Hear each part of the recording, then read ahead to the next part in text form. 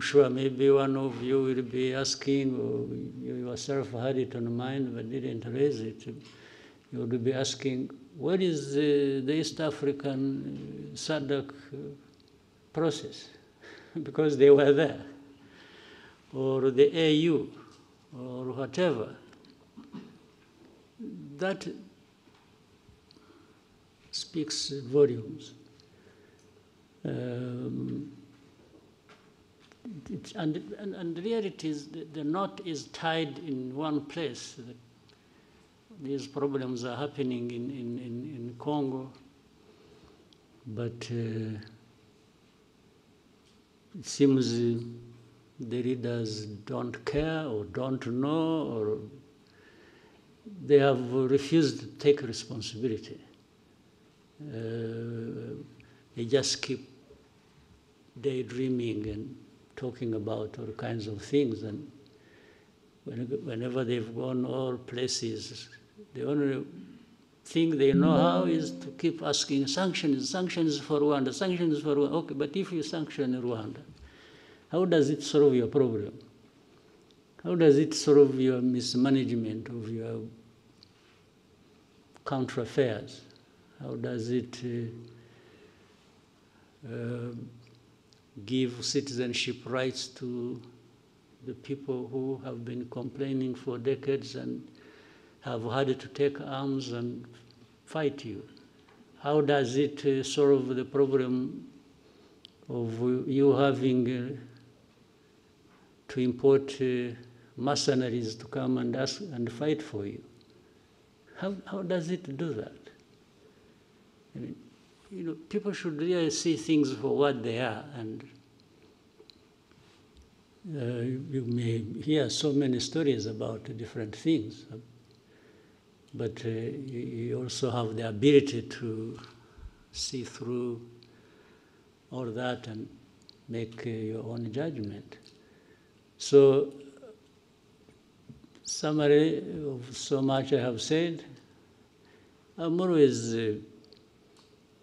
optimistic. I always hope there is a chance on the following day, but I remain prepared to take care of the business I have to take care of. Thank you, Mr. President. Albert? Good afternoon, sir. Thank you for this press conference. Kind of a follow-up on where we started. At the same time that we have a meeting coming up in Washington eventually, at the same time you have a narrative that has been developing in these last weeks and touching on something that doesn't seem to be the way it is presented, talking about humanitarian crisis that is incredible, millions of people displaced in Eastern Congo, that people need to have access to Goma, and that is especially developed in Europe, for what we can see. So sometimes also it reminds me of 10 years ago, or in 2012, 2013, what is this thing about Goma? Because as soon as M23 took in 2012 Goma, the whole world went cuckoo. And now again, everybody wants to have access to Goma. So what is there? Because it's at our doors. At the same time, I believe that after 25 years, to have MONUSCO there, which was also part of the forces that, beginning of this year, were shooting at Rwanda. I mean, for Rwanda, this becomes something that maybe needs to be taken up. Like, how long can a force like that still stay there?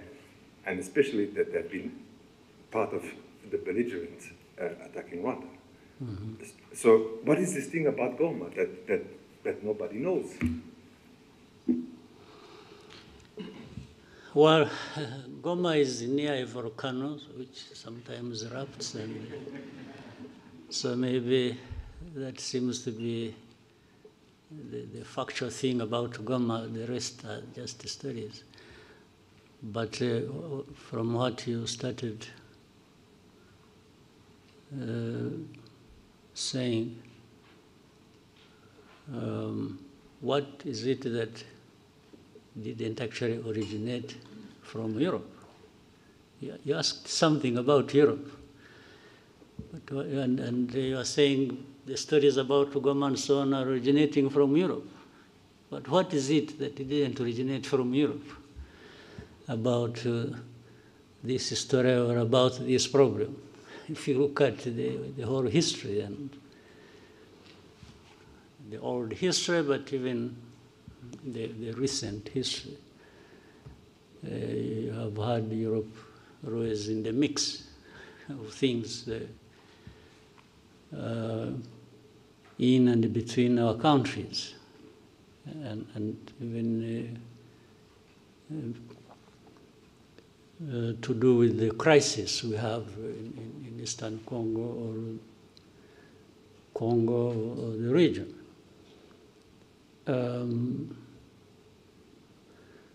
For about Goma, I don't fully understand. And talking about humanitarian crisis, yes, there is suffering. There is no question about it. But actually, it seems there was more suffering before the crisis, or at the beginning of it.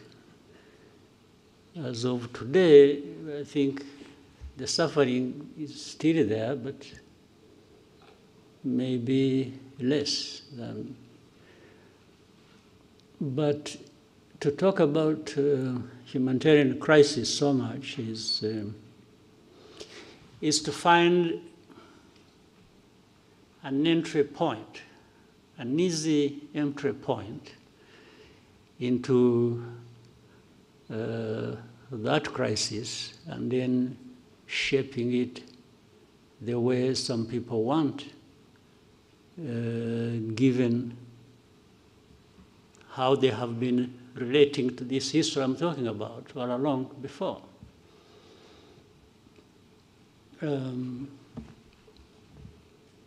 You cannot talk about just crisis or humanitarian crisis without highlighting the root cause of that.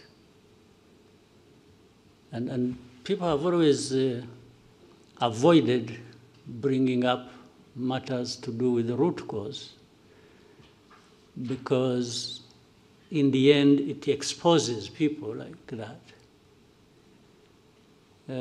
So there is always a way to shape things in a manner that there is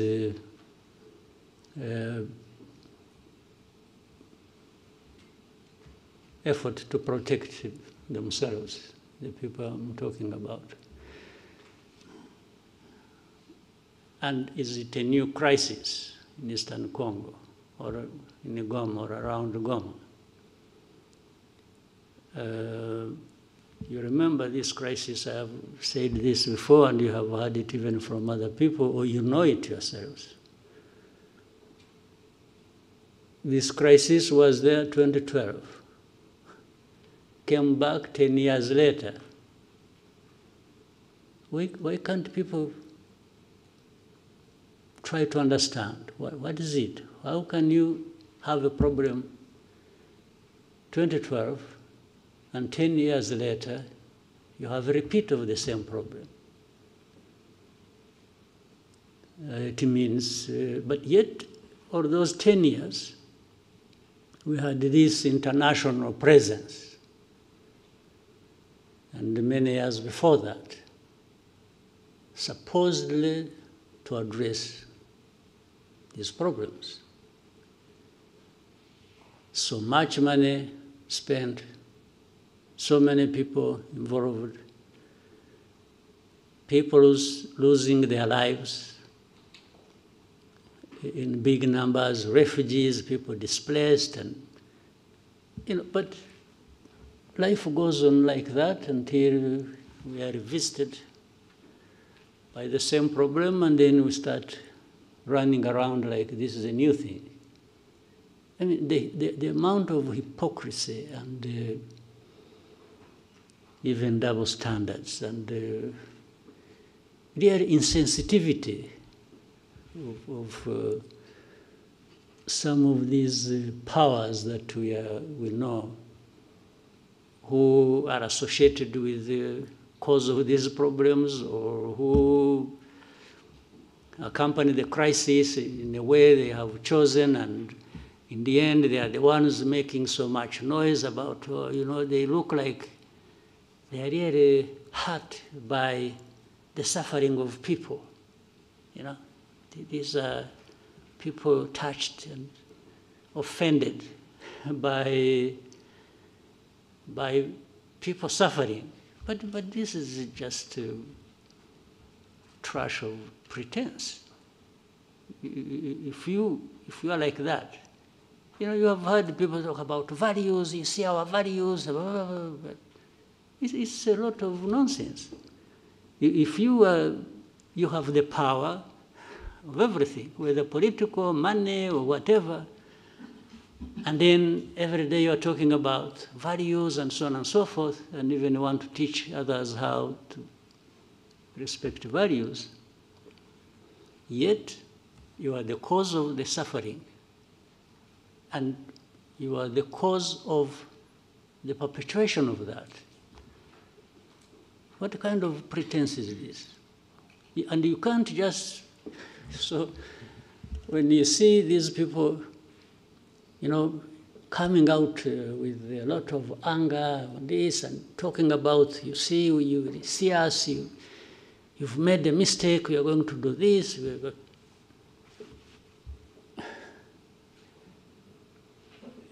In the end, all they are doing is adding more suffering to the suffering that is already there. It's not actually addressing any problem.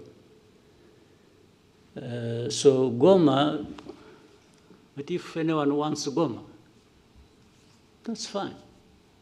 For whatever reason, whether it is ritual or, some believe in witchcraft, they would want to go and pray in Goma and meet their witch doctors there and so on and so forth. Still, you know what? Goma it's not functional as of now, but it is in the hands of some people. You go and talk to them. But if I were the one, now let me be myself, let me tell you the story. If I were the one, you come and I'm the one controlling Goma, and you come to say, I want to use Goma. I say, fine. But these are conditions. Goma is part of my problems that I face with the government. And now it is in my hands. I will not give it to you until you show me, alongside that, how you address my problems. Well, I may sound speaking for these guys, but I'm just reasoning. If I were the one, you want Goma, you want Kavumu, or Bukavu, or you want the whole of Eastern Congo back, fine. I have no problem with that. It will only come with you addressing my problems. Yeah, you understand? In my long history, in my judgment, that is what I learned over so many years of fighting for my rights and for, people have, they sacrifice, they do what, but unless they have no, reason they are sacrificing. That's a different issue. But if everything should be put together, you want this, I'll give it to you. I have no problem. But we came to this point because of this reason. So if you don't address that reason, how do you just expect you cause problems, and then you come and say, and this I'm saying because, again, for me, what you see is what you get. We used to tell the Congolese from the beginning, when we would be in the discussion, and it's like you see leaders behaving like, it's like, you must do this, you must do that, and they are the cause of problems. So I used to tell the leaders of Congo that asking, or in order for us to have security in our country and have peace, and that we have fought for so many years in the past, it's a must. We must give each other peace. I can't ask anybody for peace as a favor they are doing to me. No. For us to have peace, I beg you, and you have to do me a favor to give me my peace. That's a different world I don't live in myself. I cannot ask anybody to do me a favor to have Rwanda secure or to have my right. Well, initially maybe I can ask you to do a favor, tactically. I can say, please, I beg you, I can even kneel down if you want. But if you don't give me my right, then it means a fight. We will fight, no question about it. So there is no way, where I'm concerned, you can do me a favor for my right. Who are you after all? Who are you to have everything, including my own right, that you can control? How? Who are you? What gives you that right or power to be able to do that? So I've given you more than you really wanted, but Goma is part of the problems we have in Eastern Congo. And yes, Goma should go back to its operations as an airport. But what is it that stopped it being so in the first place? So you must address that. You want to address humanitarian crisis. I agree. There must be a way of doing it, taking on board the fact that there is what is causing the humanitarian crisis, and that must be addressed. Right? So, anything else about Goma? Well, somehow there is also another side of the whole story that has been kept repeated, especially now it's still alive in Europe. It's about the looting of minerals and all of that. I mean... Again, that is nonsense. Exactly. They looted minerals better than anybody, worse than anybody I know of in history. So would you even listen to that? Minerals? minerals, they sell minerals in, what is it, in Antwerp, in where is? Antwerp. Diamonds. Diamonds. But there are no Do they diamonds in produce that. diamonds? Or they have gold, bullions they took long ago and they are adding more? Do they have a lot of gold really? Do they have gold mines? These Europeans? They take it, okay. To make their case even simpler or less than it is, they may even say, no, but the gold or the diamonds or whatever we have is brought by legitimate people, okay? Would you believe that? But that legitimate, when they are there, they are the legitimate ones.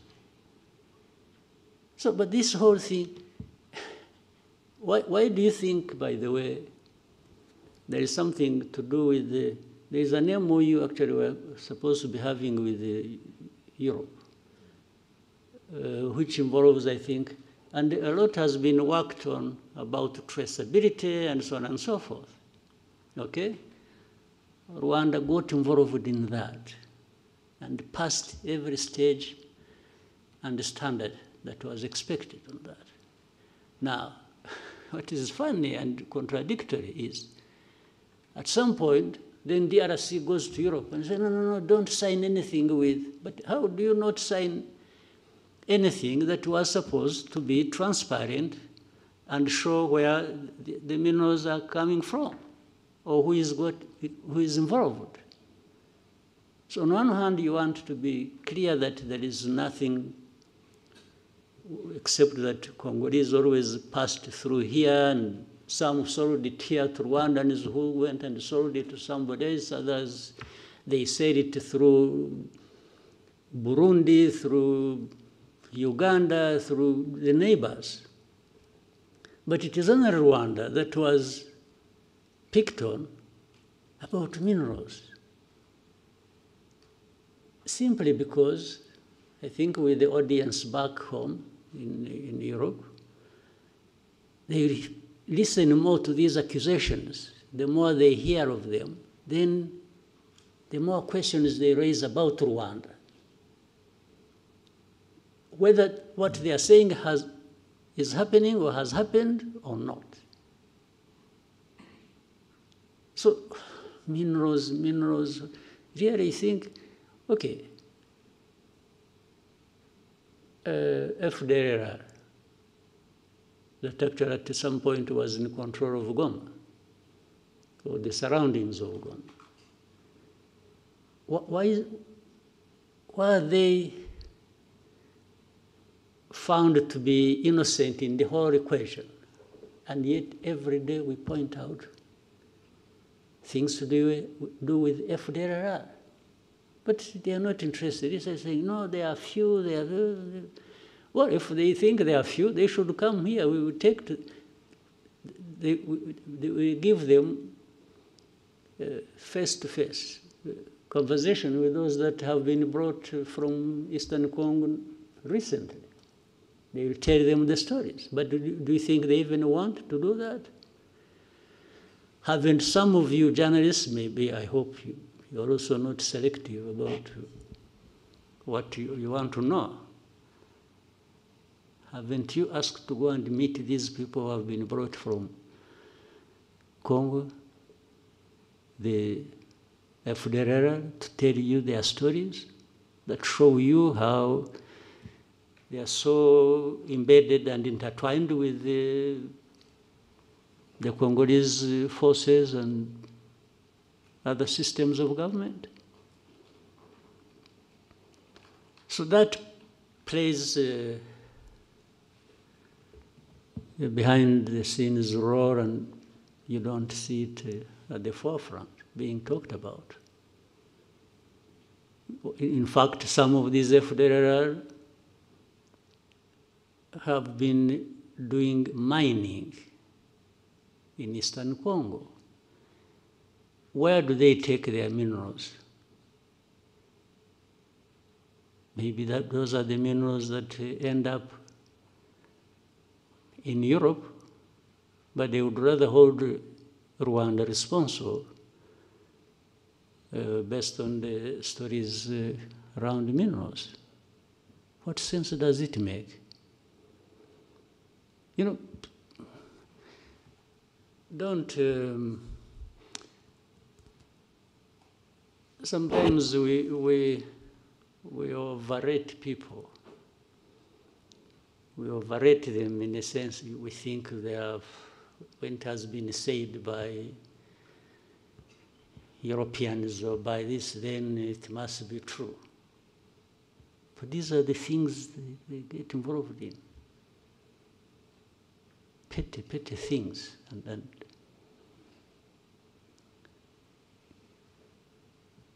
without borders. Okay? Thank you, Mr. President. We have one more question about Goma from Romain Gras of Jeune Afrique. The question says, President Macron said on the sidelines of the G20 that the M23 and those who control Goma airport have not made the necessary effort to reopen it, stating that the administrative conditions have been met by the DRC. What steps need to be taken to achieve progress on the airport issue? Well, I don't know, what is being referred to as the government of DRC having met what? I don't understand. That they met what? The administrative needs. What administrative need? To the best of, I don't know what, first of all, the meaning of what he had said. For example, are you aware that the airspace in Eastern Congo is actually closed? You can't overfly. You have people flying from wherever, whether South Africa or going there. Planes don't overfly Eastern Congo because DRC government closed the airspace. Now you want to open an airport in a closed airspace, and he says somebody has met the standards, administrative standards. I don't understand the meaning of it. Second, those M23 and others who control what? Who control them? You mean M23 who control or M23 and others? And those who control. Ah, okay.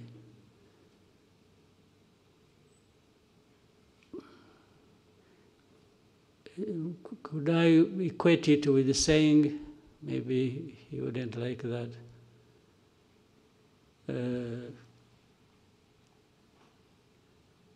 the government of DRC, the FARDC, and FDLR. FDLR actually has a big control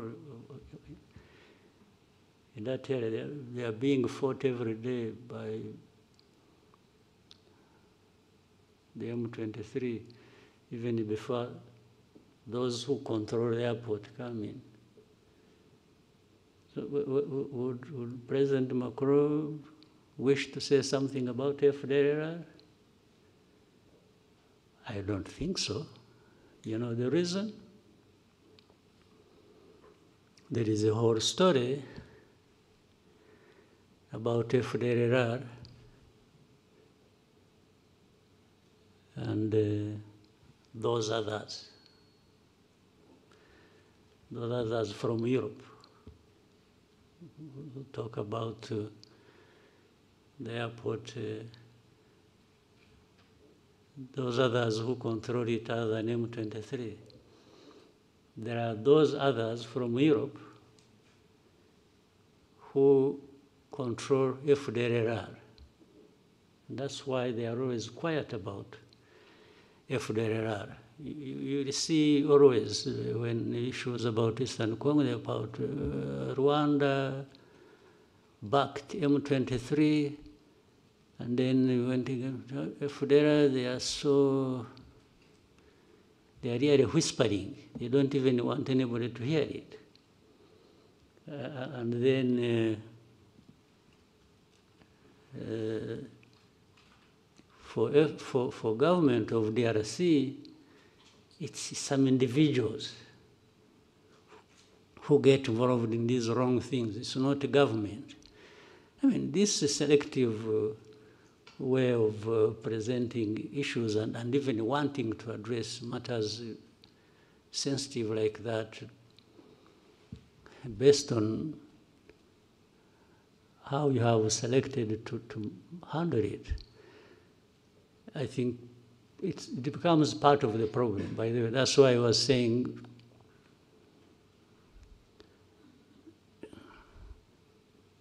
those others, other than those who control the airport, but from Europe, have been part of this problem as of origin of 31 years ago tragedy we had here. We've been associated with that. Maybe with time, when if those things keep coming up, and the way they have been, we will say more about that. I think if they think we can be silenced to not talk about their historical role and responsibility in matters of tragedy here in Rwanda, and which crossed into Congo, and people are there, you see hate speech, you see all kinds of by leaders. And those others in Europe tend to minimize it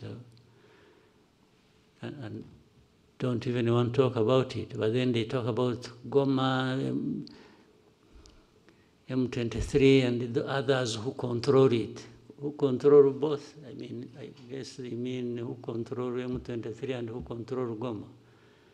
Yeah, but there are those others also who control from the same place where the voice came, who control government of DRC and control FDLR. And that's why FDLR, people keep quiet about it. But, well, if they want us to roll back the whole efforts of the understanding of how we should relate based on their involvement in the tragic history of this country and the region, they are welcome. Thank you, Mr. President. Next question for Lionel. Thank you, Mr. President. My name is Lionel Nditelier from Pan-African Review. My question will be about Africa's security in more broader terms.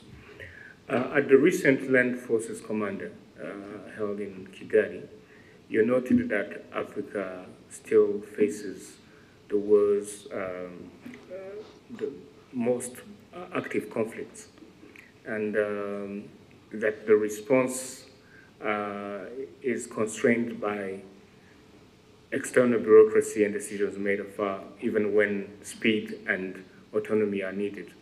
At the same time, Rwanda's interventions in Mozambique and Central Africa show us what African-led solution can achieve when partners trust each other and act decisively. So in light of these contrasting realities, what do you think are the reforms required for Africa to be able to strengthen its capacity to respond on its own terms?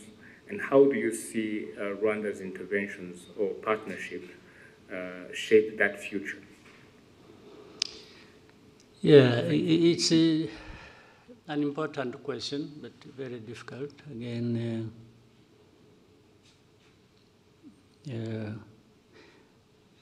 I think, if I remember the saying, you can take horses to the well to drink water, but you can't force them to drink. You take them there, but it is the horses to drink the water anyway. If they don't want, you can only stand by and watch, isn't it? So I think Africans, we have everything. We have the water in front of us, and we are thirsty, we should be drinking. But we find an excuse for not drinking the water. I don't think we need anybody coming and whipping us into that. So when the Africans decide to drink the water that they actually badly need, I have no medicine. I can't. The only thing we try to do when we collaborate with our brothers and sisters on the continent, like in Mozambique or Central African Republic, or participate in other efforts, we are only trying to say, we can drink the water. We are actually drinking the water based on our thirst for it. And then it's like saying, why don't you? Telling somebody else, why don't you quench your thirst? So, I don't know. There is nothing Africa doesn't have, actually. All these things, or these areas where we fall short,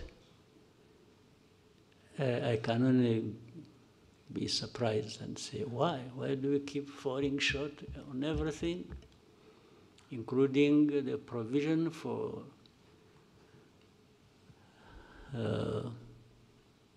security for our people? When we have the people, we have the resources, we have the knowledge, we have... what is it that Africa doesn't have? Tell me. We have good weather, maybe that's what spoils you. We have... what don't we have? Numbers, we have 1.4 billion people on our continent. So what do we want? What else do we want? Or what do we lack? So that is... this is it's a pathetic situation. Yeah. I don't think I have helped you to understand what you can do, but not for lack of trying. Yeah. Thank you, Mr. President. We take one question and then go to break from Anangwe. Thank you, Mr. President. Eugene. Maybe why don't we continue a little bit, then maybe another 15 minutes, and then take a break. Eugene Anangwe, we're CEO, founder, East Africa Media Group, and the Africa Leadership and Dialogue Institute. Mr. President, my question is on leadership. And I listened to you keenly at the recent Unity Club forum, where you challenged Rwandan leaders to reflect on what's holding Africa back.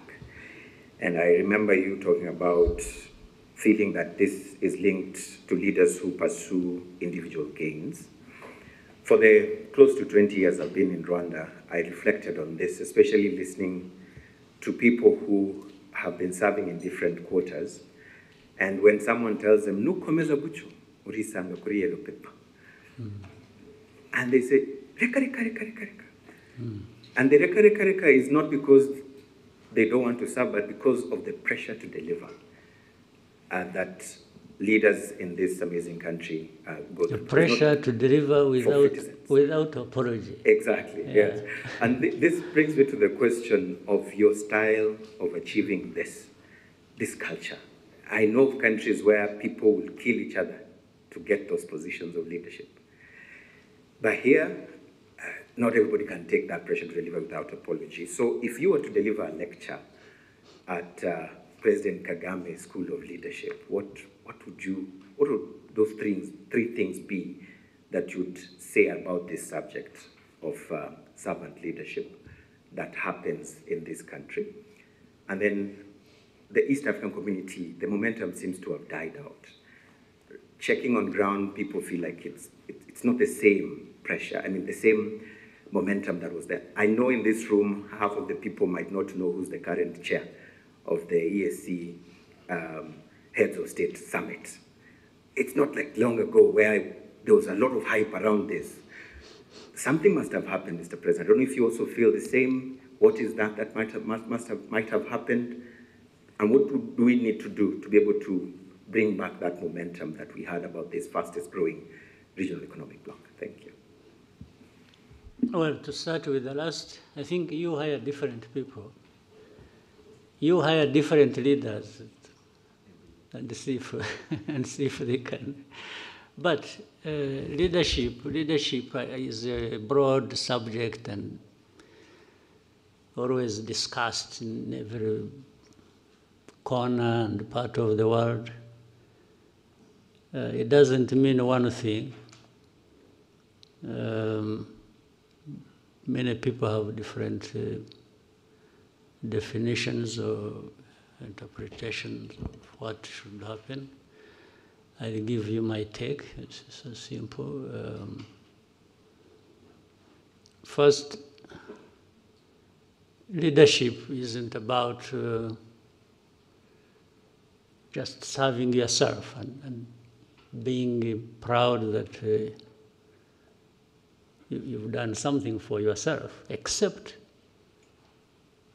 you can do that only if you are delivering something. Because if you are leading people and you are delivering and you see the benefits reflected in the lives of those people, then you can have personal satisfaction and pride. So this is different from what I started by saying. If you lead and you're so much involved in what you can do to benefit yourself, that's the opposite. I can only serve to benefit myself by being satisfied that my role as a leader is benefiting those I lead. Well, but that then becomes the theory, the broader theory or philosophy of leadership.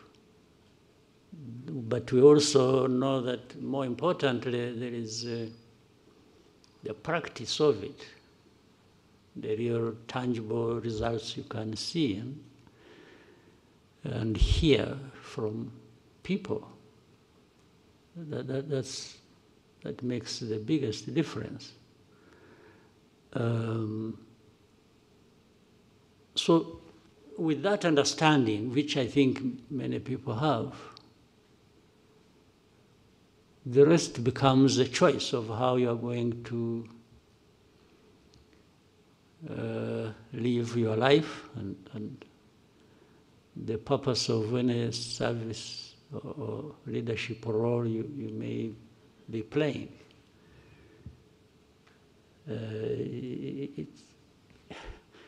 We can learn the theory, but in the end, the practice is ours. Yes, you can study and have degrees bestowed upon you about leadership, and you can be an expert and be there actually teaching leadership, and everybody moves out of the room energized and feeling on top of the world. But the moment you step out of the door, the choice is yours. How you use that energy to fulfill the obligations that the theory was talking about. So it's not an easy thing. So you can therefore have this and match it on to what you asked about East Africa or whichever entity or institution. We have to keep trying, we have to keep challenging one another on the basis, at least, of this theory, and then tying it with the practice and say, but we are saying these right things in this institution, but the practice seems to be coming out differently. So you have to agree that's how issues of accountability come in, because people they understand the theory but have failed on the practice, and they are causing damage to those they lead. And therefore, that's when you say, if you are found to be doing this and you run into this and you are causing suffering, then measures should be taken. By doing it intensively, I think you reduce on the damage that is caused by bad leadership. So, as you said, at a personal level, I also confess, I will tell you, I have no apologies to make for. And then I tell my people, you know it very well. I have said, by the way, when you get tired of me, get rid of me. I'll walk away without any, I will not fight back. If people say, no, you are becoming too much, insisting, too much is not just in time. Too much can also be how much you do in time that disturbs people, okay? But accountability and the desire to have results is not for the half-hearted, no. So by nature, I found either I'm doing it, unless somebody shows me saying, what? There's something wrong you are doing. I listen, by the way. I also have ears, I have a sense of trying to listen and learn. But if nobody comes up, and we all agree that what we are doing is the right way to go, on that one, I push everybody in my domain as much as I can. But age is catching up with me, so I have some reduced energy, not like I had 25 years ago. But I still have, I can still bite. I still have some, right.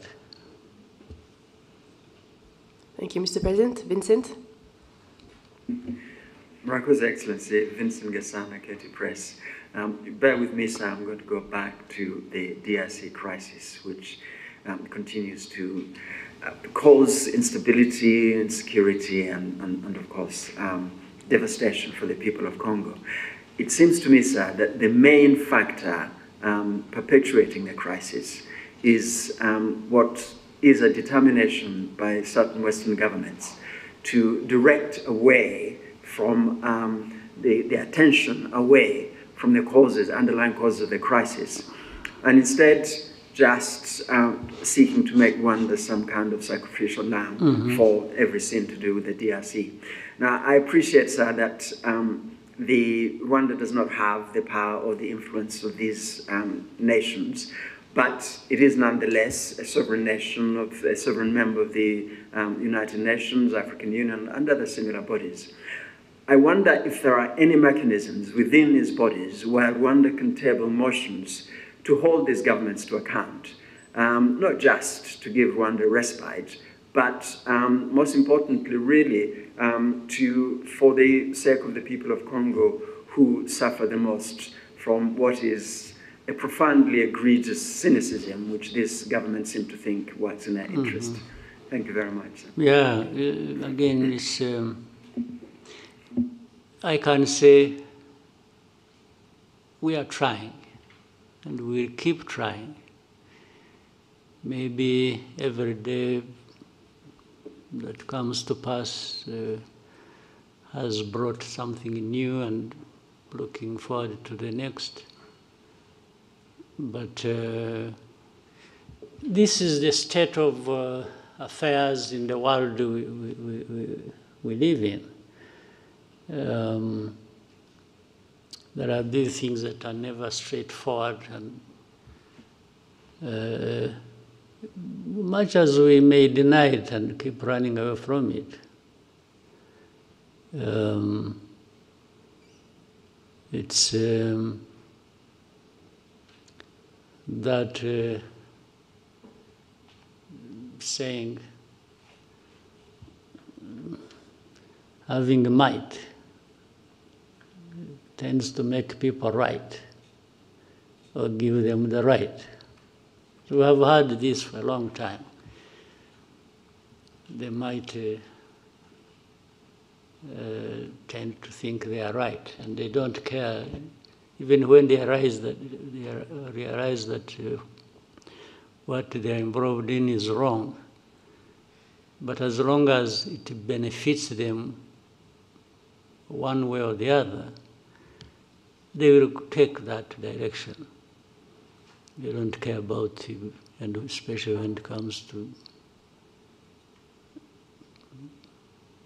we Africans who are even ready to accept it.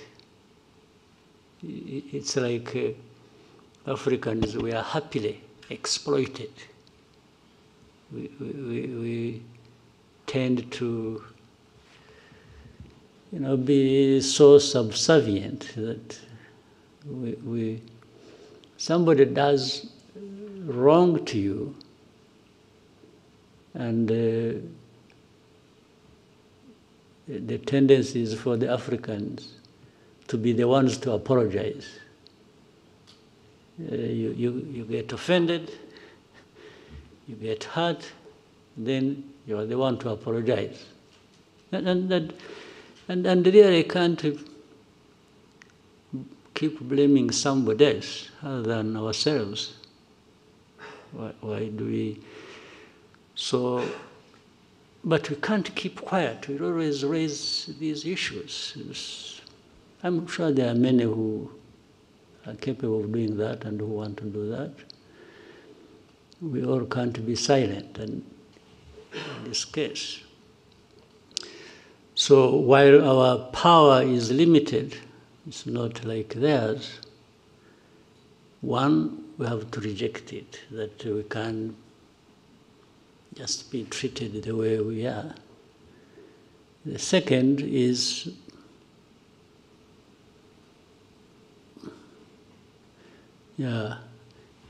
we even have some way of fighting back. Fighting back includes to keep exposing the truth about all these lies and the suffering that is brought upon us, we Africans. Of course, that requires you have to have people who are like that, but then above all, you have to have a coordinated effort. That's why there is always a search for Africans. You are talking about, you are from Pan-African something. Yeah, the Pan-African means really working together, finding like minds to, and not accepting that we can, whether at individual level or at a collective level, we just have to. So there is always a moment, there is always a chance, there is always a place where even speaking up and speaking out makes a difference. That's what we have to do. And knowing that most of these crises, actually, when you look a bit underneath, there are things like this. We are talking about Congo a while ago. There's nothing between Rwanda and Congo and the conflict thereof. There's nothing that is just Congo and Rwanda. Underneath, there is a volcano, yes, that you have to contend with. There are these external factors and actors and forces that are operating. So the moment you are conscious of that and keep finding ways to minimize the damage it causes, I think the better. Mr. President, we'll take one more question coming in from William Wallace of Financial Times. He's asking what is causing the delays to the Washington summit with DRC. If it does go ahead next month, how confident are you in a peace that sticks? Yeah, that's almost like another question I answered earlier, but what is delaying, I can assure you, has nothing, does not come from or relate to Rwanda. That's I want to confirm that. It comes from somewhere else. I don't know, maybe the one who asking the question can keep trying to investigate, but nothing originates from Rwanda. But the question I answered earlier is, I mean, people, we have had so many meetings, our delegations have met in Washington, and there is also, I keep bringing back Doha, there is Doha, but they discuss, they are near agreeing something, or sometimes they agree something, and then just out of that place, the next day, somebody is just it's in the open. It's not done quietly. Something, no, I want to do this until you have heard somebody say, we are not going to sign anything in Washington until Rwanda has removed forces from DRC. That becomes, but these are things that have been discussed even before we went to Washington. There was a discussion about that, whether in Rwanda or so. But then you are in Washington, we agree that, yes, there are a number of things that are going to be done by both sides, and this is the sequence, and they sign. Our people, delegation, and the delegation from there, they sign. And then after that, the next day, whether still in Washington or back home, they say, no, we are not going to do this until, now they set different conditions other than what was actually done and agreed in Washington. So this is what delays the things. So for us, we've been here waiting. There were many times we are hoping that they are saying that maybe beginning of December, I'm not sure that we are going to meet in Washington. I'm not sure whether tomorrow somebody doesn't say, no. For me, I'm not going to Washington because either last night he dreamt or was told by a priest whether the backward, the old priests or the new ones, that it's a bad idea or it's a bad omen to do this. And somebody just says, I will not go. So what can I do?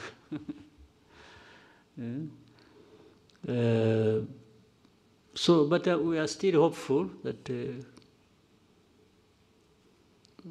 maybe, because those bringing us together maybe have some power to move things, but at least for sure they have the intention.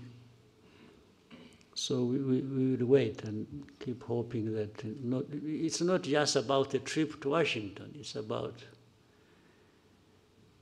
making steps towards finding an agreement that can help us start a process that will bring peace to our region and to our countries.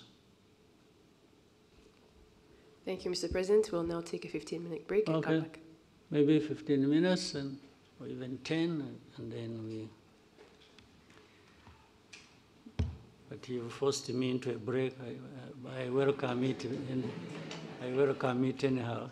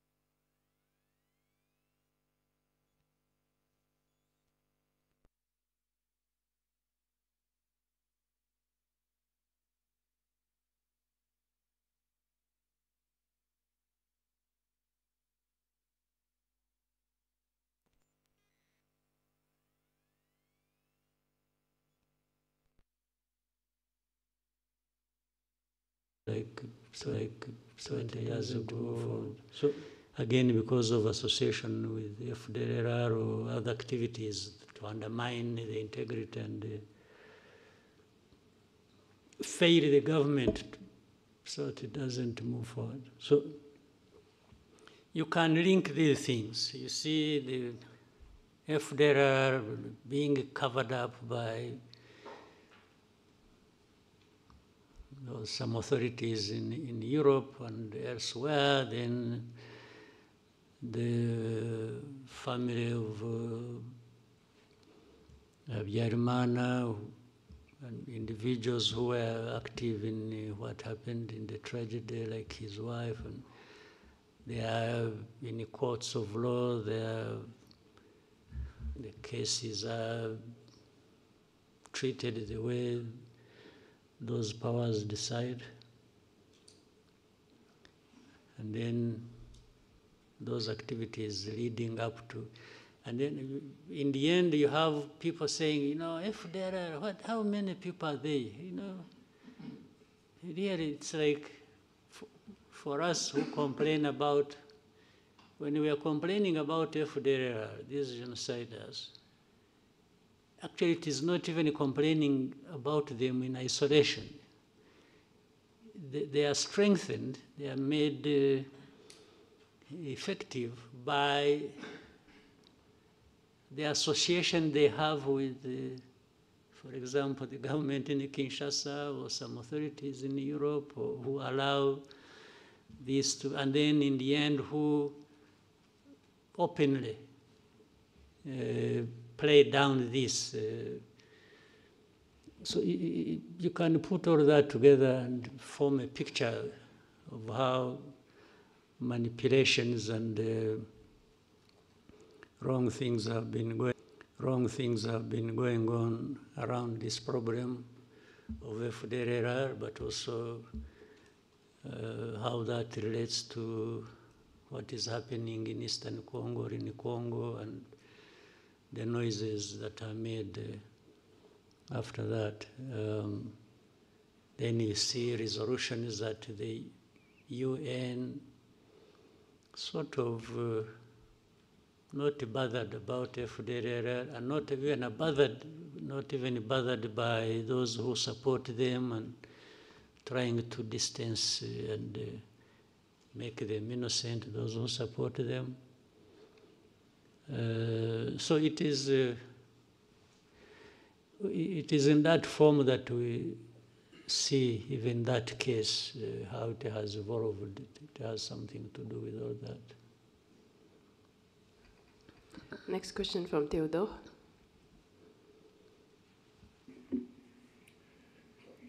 Hello, Mr. President. Theodore de Queiroz. I'm a French journalist based in Rwanda for Le Monde and the AFP, and also TV5 Monde. You spoke about association between FDLR and Kinshasa.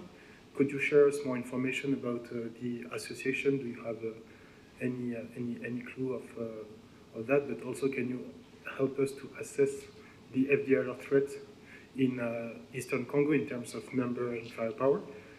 Also, as dismantling the FDLR group seems to be one of the key of the Washington Peace Agreement, when will you consider that this group is dismantled? Thank you. Well, everything I have said, even here, about FDLR and those who they are associated with, explains that. I don't know whether I just have to repeat myself. In fact, I even talked about how there has been talk about numbers as a way of making it.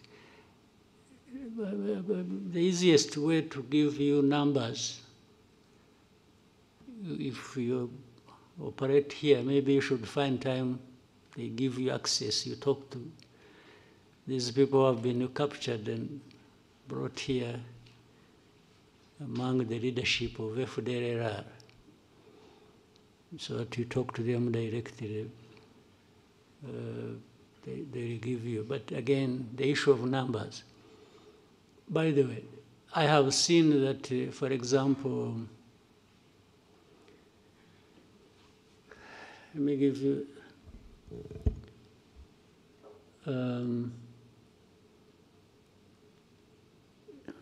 you know, in Congo, there are different forces.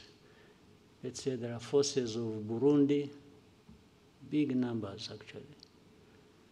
Last time, since we talked about Goma, that even before just before Goma fell, Burundi had in Congo over 10,000 troops on the ground. Then you know that there are Ugandan forces in the areas of Ituri, Beni, and so on and so forth. According to DRC, these are invited, so meaning they are there legally. But for the forces, for example, of Uganda, one of the reasons they are legally there or invited is to do with these groups of ADF. Would you be interested in finding out or understanding, or let us understand, in terms of numbers, how many are ADF? To make it such a significant problem that justifies the presence of, let's say, the amount of forces that, the number of forces that came from. Do you have an idea? So, because I suspect there may be a fraction of FDLR, but it is taken seriously by that label put on them, terrorists. You see, terrorists, even when they are 5, they actually do harm, and people take that seriously. So if there are, why no one would take them seriously, knowing that their history, and worse still, knowing that they are associated with a government in DRC. And I mean, this is a public knowledge. Even the way you have heard of hate speech, you have heard of all kinds of things. If you want to know, you must be knowing. So still the issue becomes, how many would they be? How many? So it's like putting me to task. One, it is falsifying the issue of numbers. If we want to know about numbers, there are many. That's very fact. Then, but the essence of saying, how many are they? It's like to say, you are exaggerating. No, I'm not talking about you. I'm talking about what you said that is said by so many, including authorities in Europe. I have been asked by some leaders of Europe, how many are they likely to be? When somebody asks me that question, immediately I know he's interested in covering up the problem. And therefore, I associate it with all this I see. I said earlier, when you are talking about FDLR, say the resolutions, the statements made at the UN, they come saying, it is really like a whisper. It is just mentioned in the passing. It's not, but the reason is so that it's like Rwanda should not be taking action against them, which means from there, I can see they are saying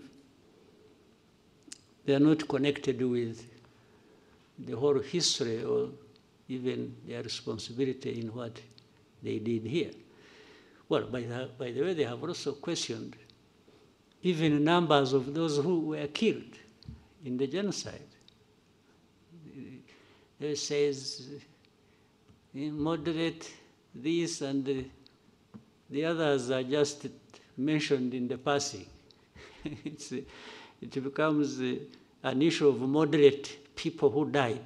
It's not about the mass of people who were killed in the genocide. This has been a subject of discussion and debate unnecessarily, in my view, for such a long time. So, the connection with between FDR and the Kinshasa government, my friend, I'm sure you know. And as a journalist, I'm sure you investigate, you should be knowing.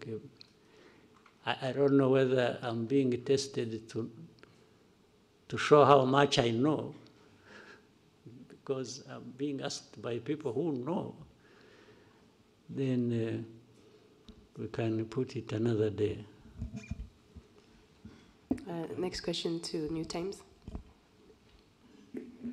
Thank you so much, Mr. President. My name is James Munyanez. I'm from the New Times. Mr. President, you have previously said that Africa's instability is often the result of leaders failing their people, and that coups are symptoms of deeper governance problems rather than solutions. Mr. President, with the recent developments in Guinea-Bissau and in other places before that, like Madagascar and other areas across Africa, what do these developments reveal about the state of governance? What is that? What do these developments, like the coups that we've been seeing, reveal about governance, the state of governance on the continent, and what should African institutions, and particularly the leaders of Africa, do differently? Because, Mr. President, there's a sense increasing among young people that maybe you have leaders that kind of protect a club of leaders across the continent, that kind of protect each other. So what should leaders of Africa and what should African institutions do differently, Mr. President? Thank you. You know, first time when I heard about the coup in Guinea-Bissau, even now I'm not sure really what happened. But when I heard it first, I thought somebody was carrying a coup against himself. That was my first reaction. It didn't appear to me like there was a real coup taking place. Even now, I need some time to confirm. But let me assume it happened, or that in Madagascar happened. For sure it happened, because I think somebody's on the run and there's another one sitting there.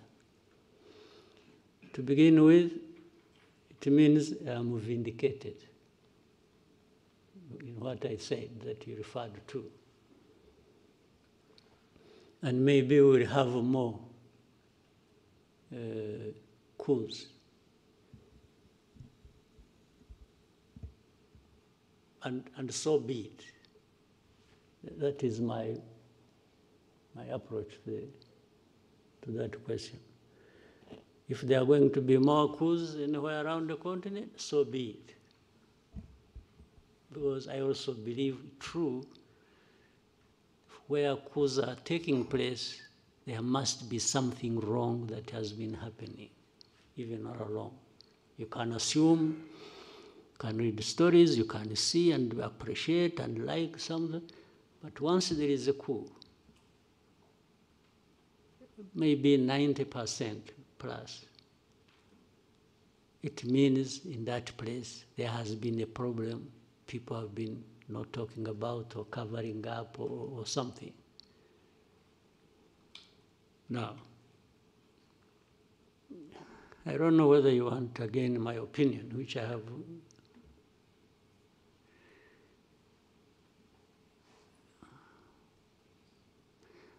Because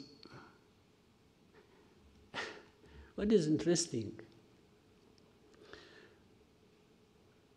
some of these coups are happening in a place where these, they are happening in places where these people who make judgment about us,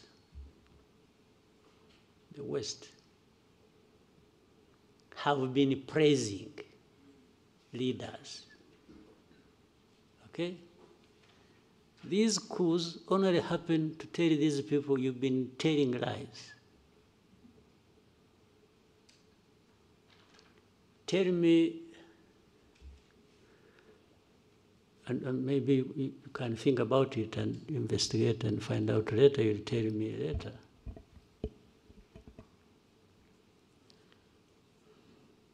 If this coup is not a coup against, let's say, in Guinea-Bissau,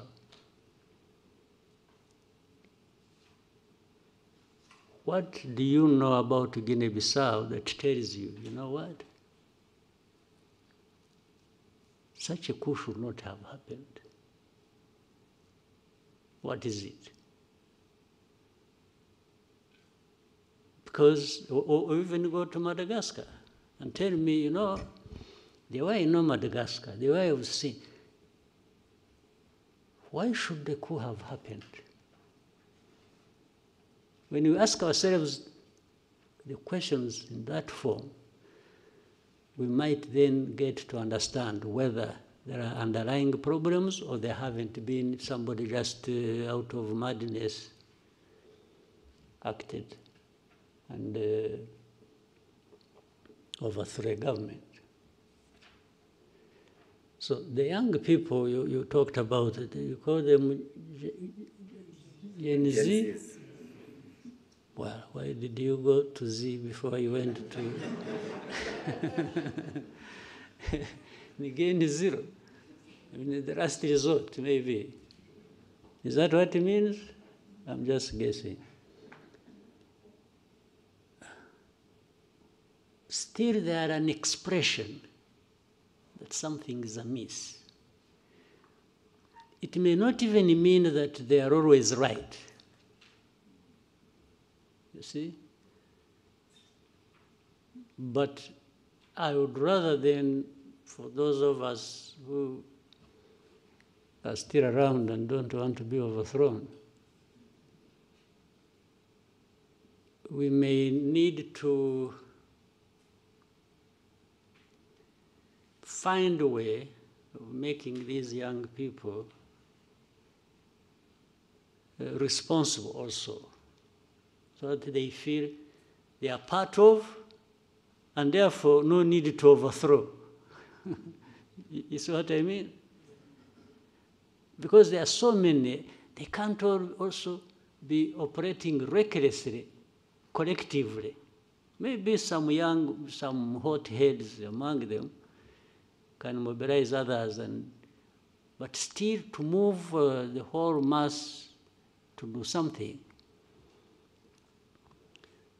So before they do that, it's our responsibility maybe to do something so that they have no need to do that. Because where does it end up anyway? I haven't heard, except in a very distant place, but also differently. I haven't had any of these ones go through that process and becomes the leader. So they always end somehow, maybe for another year, for another term, okay? There is a way to do things and to have a conversation in a manner that they become part of. And they become part of, if a country, because countries have problems, mine has problems. And people necessarily do not get everything they want. because there are real problems that people of, say, this country, if I use my example, wouldn't have everything as they wish to have it. But it is my duty, and for those other leaders of this country, to be out there transparently explaining to people why there are these problems and show the effort you are making, and also that it involves them to try and deal with this problem. If somebody has a problem they understand, they won't be violent. They'll even be more sympathetic. They'll be a bit sympathetic because they know somebody, let's say you may say you want a road there. People may say, I want to see a road 100 kilometers from here to there, tarmac road. But if I go to them, I say, you know what? I'm really trying to put this road because I also think it should be there. But the resources we have, the envelope, so small that we have to split it in so many things, hospitals, schools, this and that. So I'm still falling short of the budget to take care of these roads. So please bear with me. And then I will also tell them, we see in our tax revenues, we are trying to get money from, but you're also not paying up. You are dodging taxes, you are doing this. So please, if you have, I'll make sure that your money, we'll find a way to making this road. Or, you see, they were used to having these powerful people, the donors, giving money, and they'll tell them, you know what? They no longer give the money. you were used, you were spoiled that these people would provide money, but they are no longer showing up. Maybe they all have their own roads to build too, and the money is falling short. So, and say, but bear with me, but let's be together. So if you are transparent and they understand, they don't have that thing because it's not your problem. It's not somebody who got the money and took it in corruption or something. Why would anybody get angry with me if I have explained like that? But if they suspect, no, but you're not sure, you're not taking your money, this money for yourself, they will not be sympathetic. They may even terrorize and laugh and clap and like they have listened to me, but in their hearts, they are keeping a grudge with me. Yes. So one day they will show up on the street. If it's the road, it's a hospital, it's this, it's that, and then later on they get news about this man who is not, he's building a castle in Paris or in Brussels or in New York. They will come for your throat. Yes, they will. It becomes only a matter of time. They'll come for, they'll come at you and you'll face it. So, but for the coups, for me, I summarize what I've said before. In a way, maybe,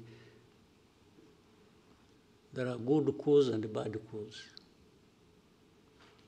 There might be a coup by somebody who got high-handed and high anyway, just not 100, got high, and became reckless and thought because he has a gun he will go and take power. That's a bad coup. But if somebody, a group of people say, no, enough is enough. These guys have been telling us lies. They've been doing this. They're enriching themselves. They are cheating us. We can't have it anymore. It's stinking. And they go for whatever form they do it.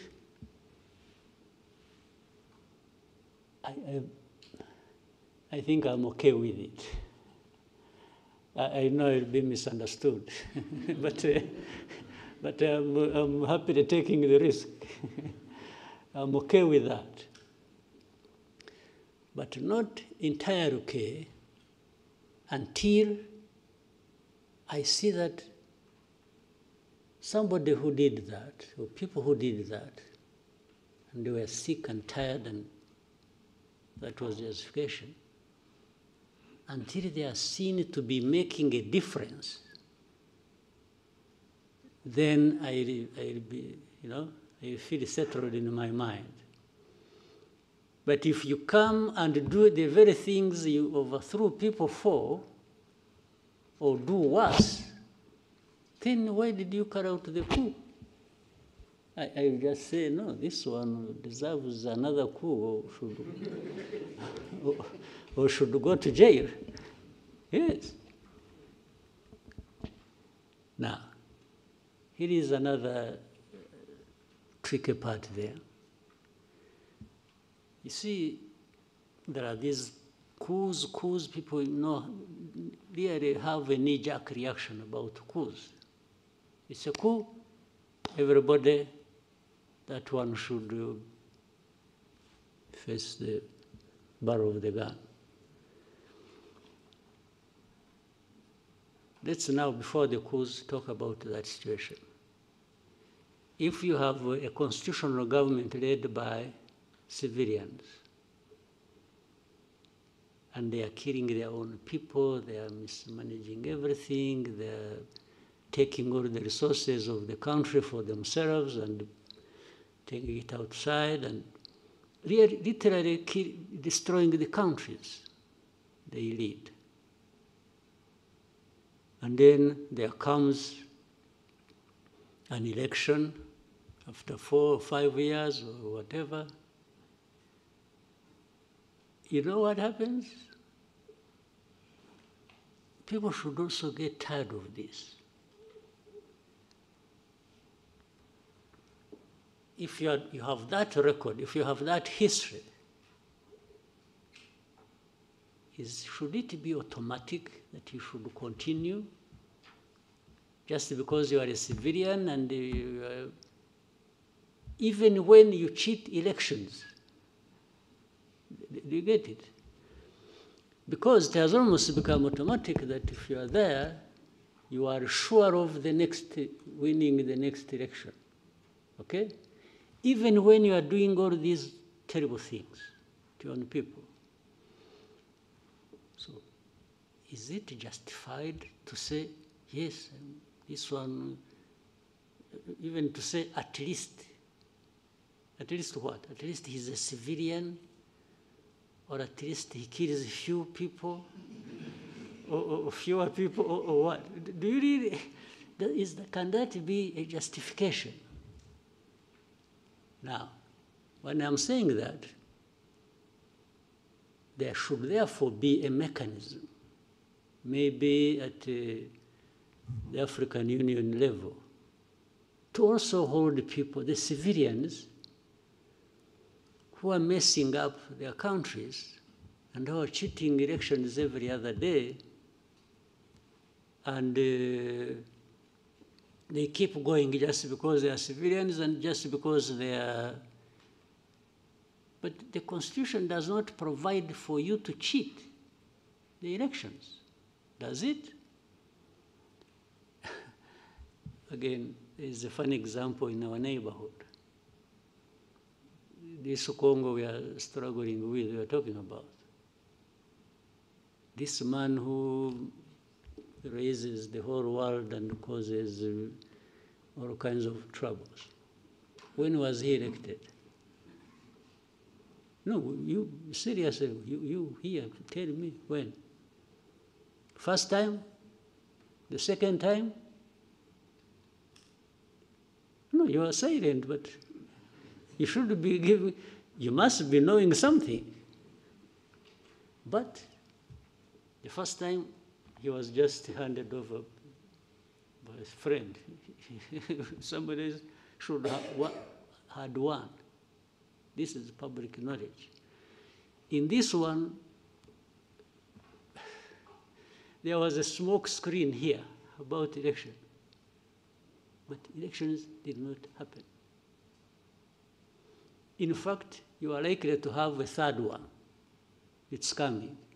There's another third time it's coming back under the same fraudulent thing.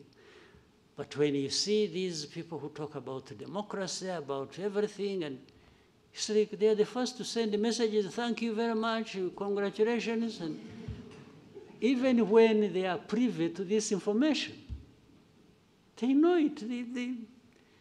Sometimes maybe they even encourage them to do it. They give them a call in the evening and say, you know, please, by the way, I have a company that is looking for cobalt. Are you aware of that? You know, company X that is, can you give them, what do they call it? Concessions. Can you give them? He says, yeah, of course I do, okay.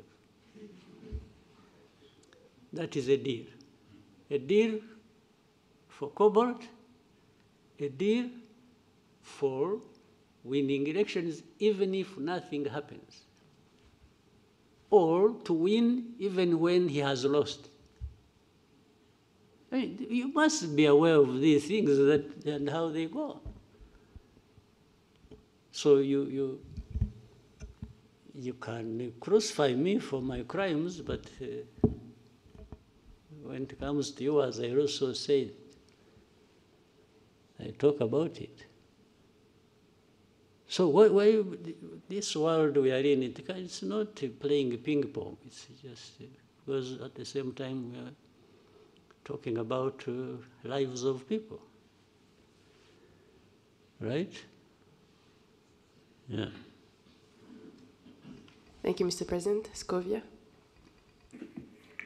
Mwakoze nyakubahwa Perezida wa Repubulika, nitwa Scovia Mutesi, ndi umuyobozi w'ikinyamakuru Mama wa Gasabo TV. Nashaka kubaza ku kibazo abacuruzi bafite inganda mu Rwanda uyu munsi bavuga ko babangamiwe no guhangana n'ibicuruzwa bituruka mu mahanga kuko basabwa ko bapfunyika cyangwa package mu bikoresho bitangiza ibidukikije mu gihe bituruka mu mahanga biza muri plastique byaba bifunze mu macupa cyangwa amashashi abifunze.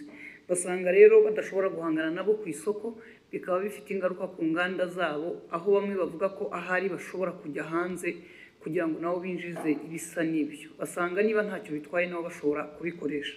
Ikindi kibazo nari mfite ni ikijyanye n'abaturage uyu munsi bishimira imihanda itandukanye hirya no hino mu gihugu ihuza uturere, ariko abakora iyi mihanda minini ya kaburimbo ntabwo bashyiraho rigori cyangwa inzira z'amazi zigera mu gishanga, amazi akajya mu ngo z'abantu cyangwa mu mirima, aho usanga rimwe na rimwe bisanga batuye mu manegeka kubera igikorwa remezo cyaje. Ndabashimiye kwa Perezida wa Repubulika.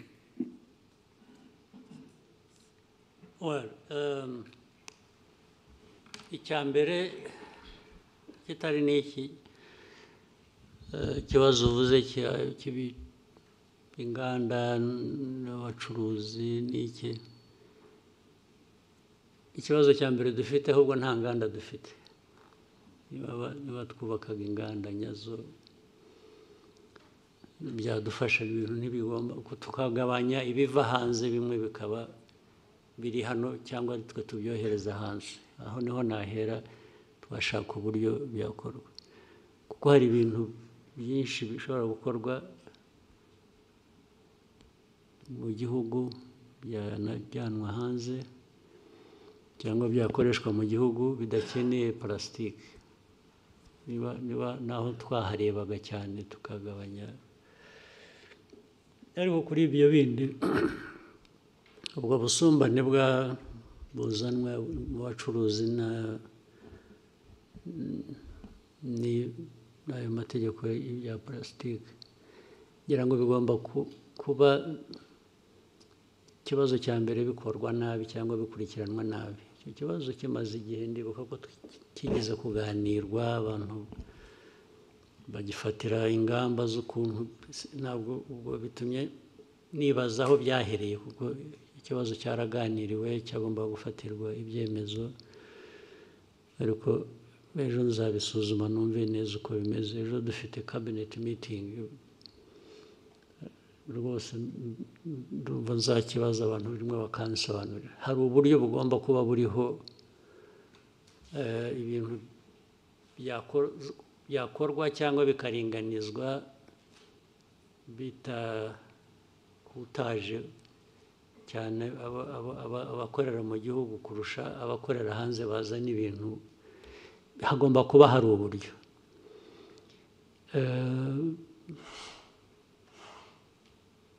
ntibivuze ngo dukwiriye kurekura noneho kuko nabyo uko byari bimeze twasanzemo harimo akamaro kanini, harimo inyungu nini ibyo kuvanaho za packaging ibintu bya plastique ariko abantu babisuzumye neza bashobora no gushyiraho ingero zitandukanye ibintu bimwe byakorerwaho cyangwa uburyo byakorwa bikagabanya ubwo bukana bw'abantu batakaza imari kubera ko ibiva hanze nabyo bikwiriye kuba bifite uko bihera nabyongeraho amafaranga kubera iyo mpamvu kugira ngo nkuringanize n'uwo mu gihugu wishyura ibirenze kubera ko we yabikoreye mu gihugu. Byose ushobora kubishyiraho rwose taxi ari ukoresha hano nta bundi buryo agomba gukoresha plastique nashyiraho taxi ariko byagera kubivana uzana plastique ayivana hanze nko kuba kabiri. Ibyo byose birashoboka. Hari uburyo bwinshi umuntu yagenda bisuzuma akabiringaniza kandi udatakaje icyangombwa cyo kuvuga ngo tugomba kugabanya plastique kuko bimaze imyaka 20 ngira ngo bya plastique bikora ntaho mbona byahungabanije igihugu mu mikorere cyangwa nubwo bigomba kuba bifite abo byagiye bibangamira. Ibyo rero byakosorwa. Hanyuma ikindi cyari iki iby'imihanda urumva ni nk'ibyo nabyo ni nk'ibya plastique wari uvuze. Imihanda ubwo impamvu abantu bakora batyo nabi bituzuye bikangiza ni ukutabikurikirana kandi nitwe bigomba kuba biturukaho kuko ari ugiye gukora umuhanda umuntu wa mbere utanga ibigomba kuzuzwa n'inde ni twebwe dushaka imihanda. Niba twarabitanze hariho cyangwa hatariho uburyo bwo gutwara amazi ikibazo ni icyacu. Niba twarabitanze nabyo uko bakora imihanda tubifite umuntu akazaza akavuga ati umuhanda mwanshinze narawukoze nararangije nimunyishyure bakamwishyura akagenda batabikoze ni twebwe ntabwo ari abakora umuhanda. Ngo ni ikibazo cyacu kigomba gukemuka nacyo byanze bikunze. Uzampa ingero gusa zimwe nakuzimpe kuko ibyo byombi ndashaka hari inama y'abakuru ba minisitiri ejo hari urugero nyakubahwa perezida wa repubulika umuhanda Kigali Bugesera abaturage batuye munsi kandi ubona ko hari amazu afatika abantu bubatse neza ariko hari za ruhurura ziza zitangira ari umugende w'amazi bikarangira bibaye ruhurura abaturage basabwa kuhimurwa leta batangira gutanga ingurane aho kugira ngo ibe yarayoboye amazi agera mu gishanga icyo kigomba gukosorwa byo nabyo byanze bikunze. Thank you, Mr. President. Divan, RBA. Maybe I'll try to shorten my answers so that we don't spend the whole day here. Murakoze nyakubahwa Perezida wa Repubulika, nitwa Divin Uwayo nkorera RBA. Nifuzaga kubabaza ubushakashatsi bwa 14 bw'urwego rw'igihugu rw'imiyoborere. So while I want to shorten my answers, shorten your question. So that we can have more people. Yes, Excellency. Nari nkomoje ku bushakashatsi bwa RGB bugaragaza uburyo abaturage bashima cyangwa banenga inzego z'imiyoborere zitandukanye, aho bugaragaza ko bashima urwego rw'umutekano ku kigero kirenga 90%, ariko byagera ku rwego rwa service runihariye igice kigera hafi kuri 50% by'umusaruro mbumbe w'igihugu ugasanga nicyo gice kinengwa cyane, haba service za leta haba n'iz'abikorera, kuko hamwe urwego rwa service abaturage ubwo kandi namwe murimo nawe urimo n'abandi komeza. Hanyuma nyakubahwa Perezida wa Repubulika, twifuzaga kubabaza musanga habura iki ngo imitangire ya service haba mu nzego za leta n'iz'abikorera ibe myiza kurushaho, dore ko ari urwego rufashe runini mu cyerekezo cy'iterambere ry'igihugu. Cyambere abo batanga service mbi bagomba kwiga kubwirwa kunoza service batanga. Cya kabiri, abanyarwanda muri rusange mukwiriye kwanga guhabwa service mbi ukayishyurira ukagenda utanavuze, ugomba kubyanga. Cya gatatu, ni mwebwe kugira ngo tumenye amakuru habeho accountability. Nawe umunyamakuru bishyire hanze ubimenye, uvuti bari bamaze kutubwira umuhanda, urugero umuhanda aho ibintu byiza, amazi yangiza umuhanda, yangiza amazu, n'icyo urwo ni urugero. Nawe butaha service mbi wayiguhaye ninde? Ahangaha ukavuta ahangaha batanga service nabi, even nk'umunyamakuru, ariko murabitinya, murabiceceka mukabihisha cyangwa mugashyiramo abo mufitanye amasinde gusa abandi mukabihorera. Hari abo mutavuga mukavuga ababoroheye cyangwa ababangamira ku bindi, ariko mukwiye kubishyira hanze uko bimeze. Hanyuma cya kane, inzego za leta zigomba kubikurikirana nazo ndetse ubwazo, kuko zirimo nabwo zitabikurikiranye nabwo bafite abababaza, ubwo bakwiye kubibazwa. Ariko ikibazo cya service mbi cyo ntigikwiriye kwihanganirwa n'uwo ari we wese. Ariko ndakubwira ntabwo ari hashize igihe kinini mpora nabyo, ariko nahuye nabyo kera no mu nteko. Kera twagiye mu bintu bya what was it, national dialogue. Kera abantu bazahamagara abantu bakora bafite amaresitora bafite ibiki ngo baze bagaburira abantu bari bageze ku 1000 mu gitondo. Turakora neza akazi, ugeze ku lunch tugira break, nagiye kuyifatira ahandi, nagize amahirwe kutayifatira. So ngarutse mu afternoon nsanga barambwira harimo n'abayobozi, harimo n'iki, bose bamwe babajyanye za ambulance ziraho zitunda zijyana abantu mu bitaro. Ndabihorera, ariko ugasanga nta n'uvuga ati bazanye ibi bintu bamukurikirana ibibazwa. Ndetse habaho guhura kundi aho ngaho bakagarura wa wundi bakaba ariyo baha ngo atange serivisi zo kugaburira abantu. Ubu urumva biri muri twe, ntabwo ikibazo ari cy'aba bandi batanze serivisi mbi gusa, ariko n'abo bazikoreye nabo arishyura akagenda na vuba aha abantu benshi ngiye mvugana nabo bakakubwira iriya resitora, bakakubwira izina. Ejo bundi twagiyeyo twese uko twari 7 none 4 twese twararwaye na 2 bari aho bari ku standby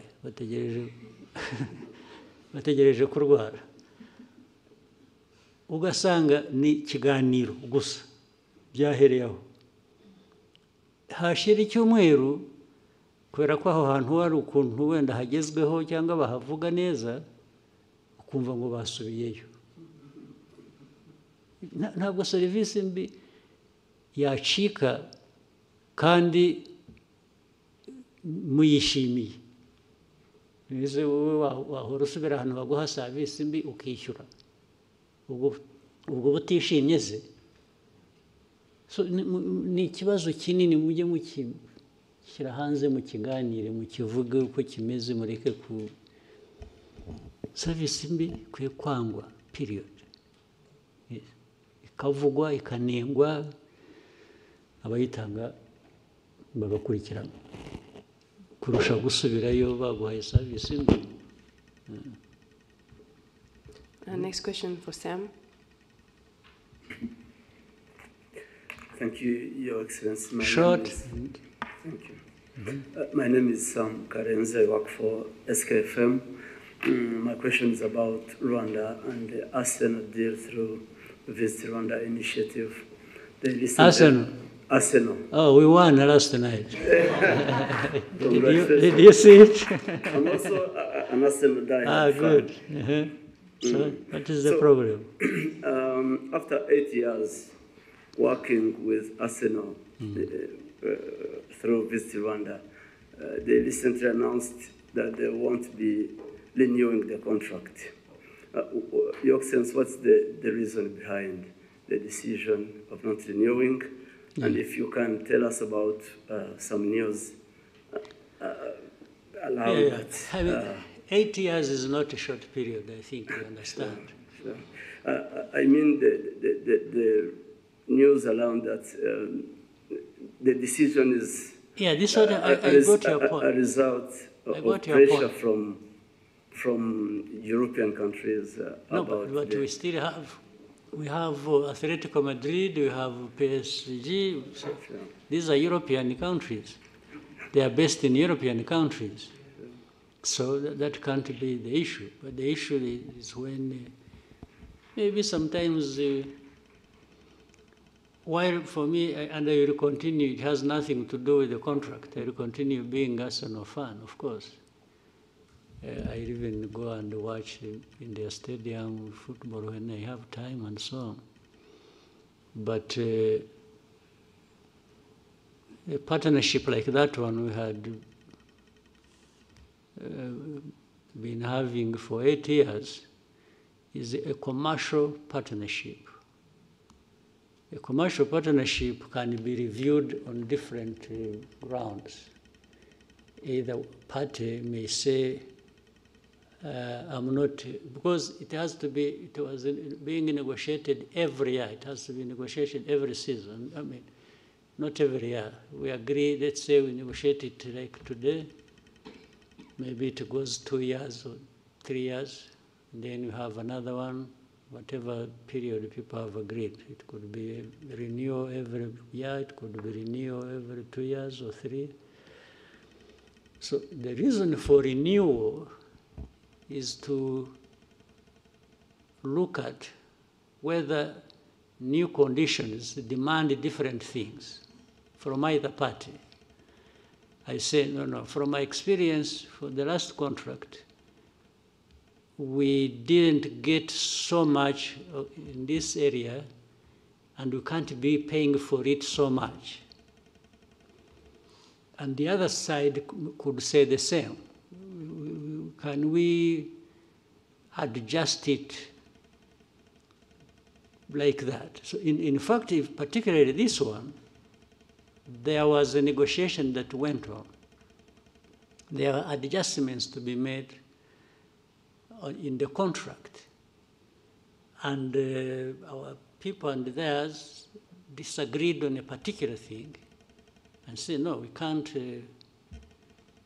have this instead of this, or which you have been having, or which you were demanding to have. And reached a point where they said, okay, instead of disagreeing too much, you may find another partner who will satisfy you if you don't want to listen to our demands. This is really what happened. I know why maybe the politics you are referring to. So you remember, again, I think you should learn many things from what we go through. You remember, even now I don't think they have stopped. You remember DRC went to UK and was repeatedly there complaining about our partnership with Arsenal, and saying, no, you can't do that with the country that is, kinds of things, telling them stories like that. They went there from the beginning of this conflict. They repeatedly made it an issue. Actually, they also went to PSG. It's not just... so it didn't work. People explained and we continued the partnership. And it was during that time that we even had more partners. You remember Atletico Madrid came later.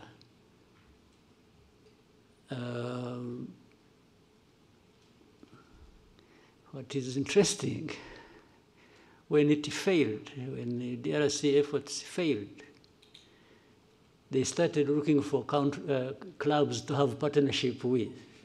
So, yes, that's exactly what happened. If you saw, I think I saw a game yesterday or the other with the Monaco.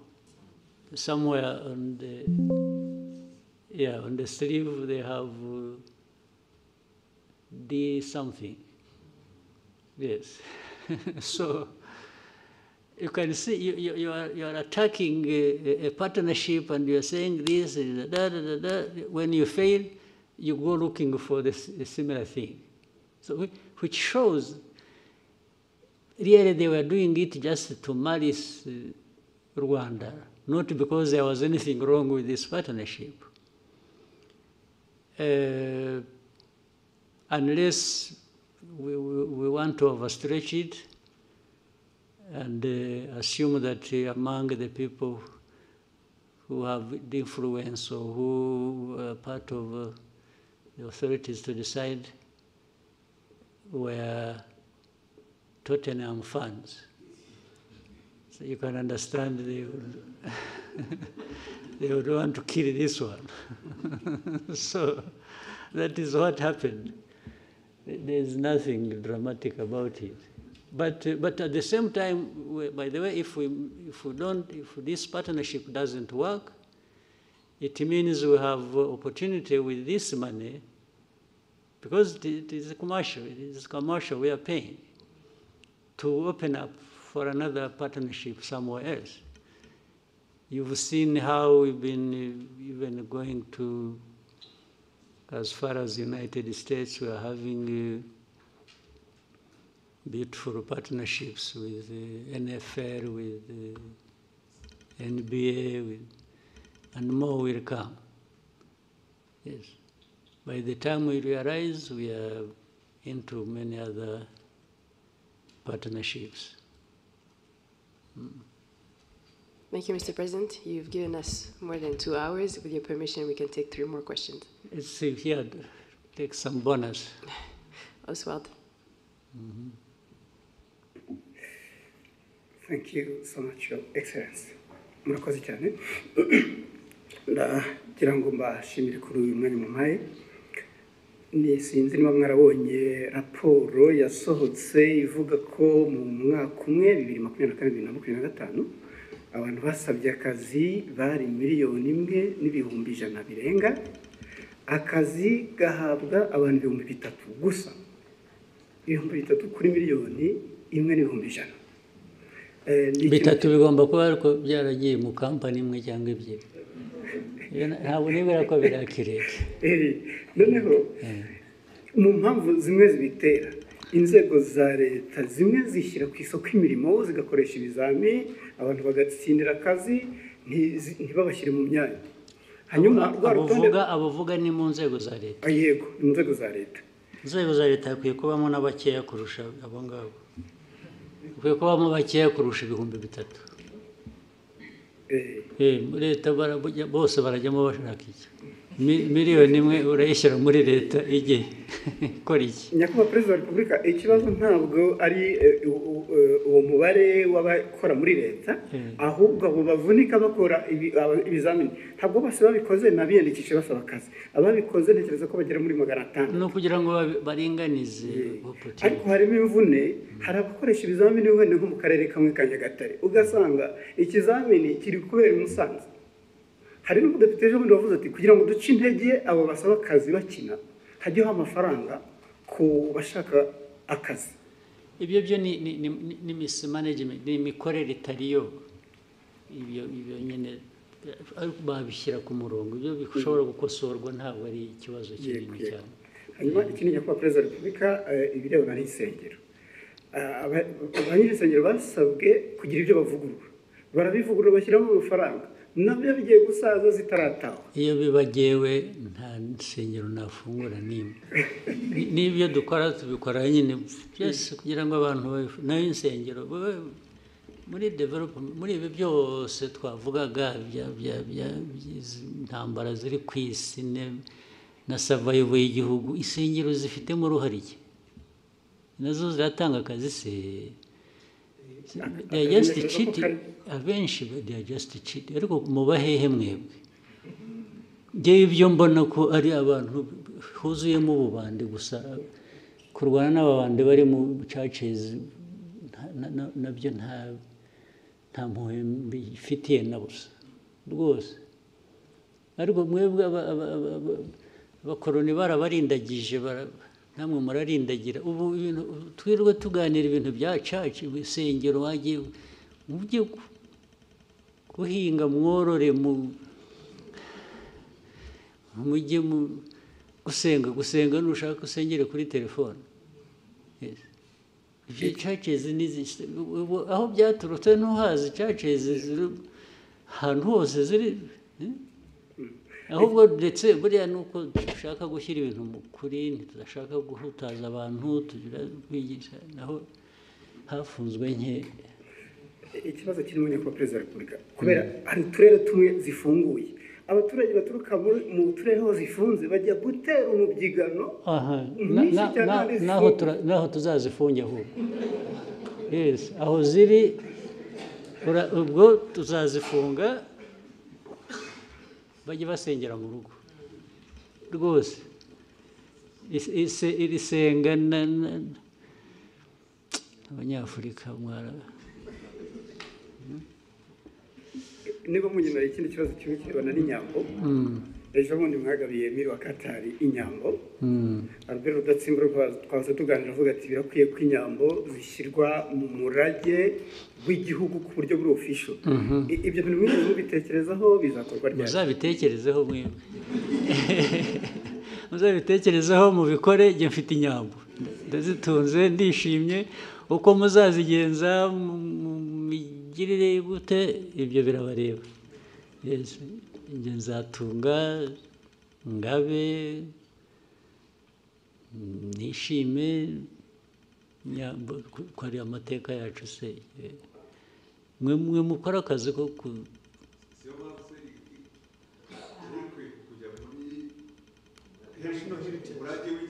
ibyo birabareba muzabishyiremo njyewe ntabwo ngiye kubishyiriramo kubera ko ndi umworozi.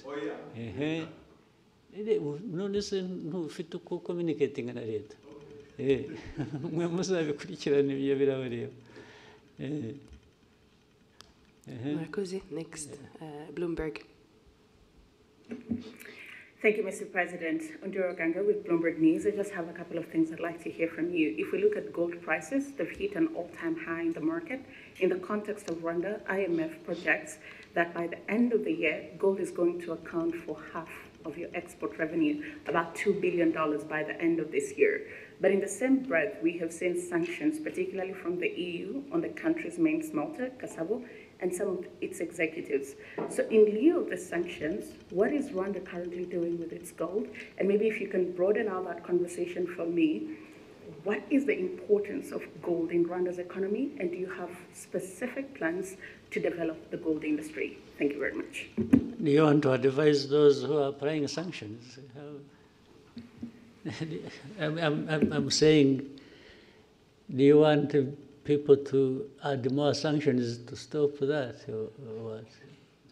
No, I want to know if you're not selling it to the EU, because Rwanda also has a really big deal, about $900 million mineral deal with the EU. Yeah. So if they're off the table, if that is frozen, what is currently happening? There's nothing frozen.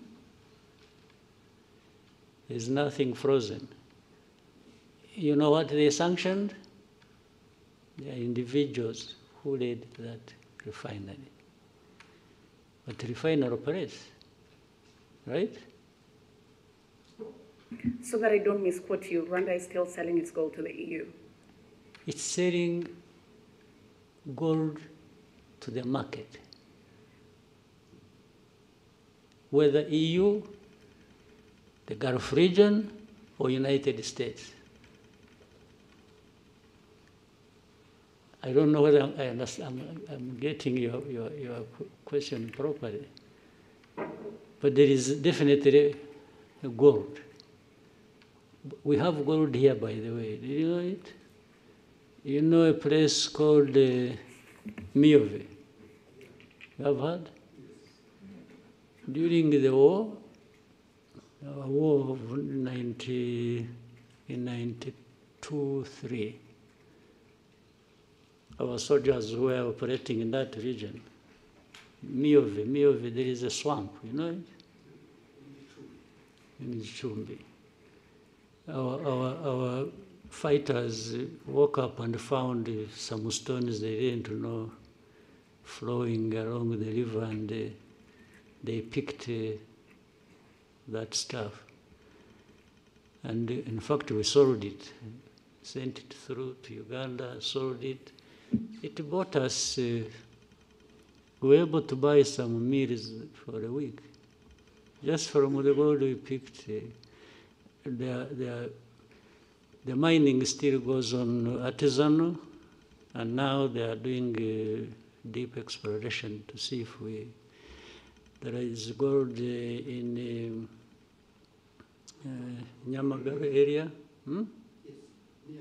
near Nyungwe. A lot of gold comes from there, and so on and so forth. Then more gold comes from, and gold has been coming through here or sold here from Congo as it goes through Burundi or goes through Uganda. So there's nothing particular about gold and Rwanda that people should blah, blah, blah about. Even the refinery, but you know the sanctions, if you followed, the sanctions, they sanctions 2 individuals. What does that have to do with gold?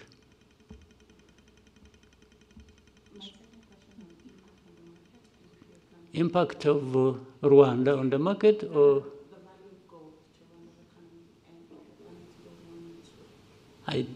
Well, it must be there. I haven't calculated it, but the impact must be positive, must be there, relative to the price of gold going up. I've been seeing it is now at around 4,000. Yes, 4,000 plus dollars per ounce, I think. That's huge. As you see it, you may end up, and it has nothing to do with Rwanda, you may end up having wars around the world. Those who need it and those who produce it in the world. And those who have more will get more involved than those of us. We are talking about young or small people. Rwanda always carries the burden of the whole world by itself. You know, there are people doing everything, even in a worse form than probably we're accused of. But they prefer to point at Rwanda for everything. Can you imagine Rwanda being a point of reference to do with this global network of gold trade? You get it clearly that it is politics, it is geopolitics, it is some nastiness that goes on every day. Otherwise, how does Rwanda really surface in all this?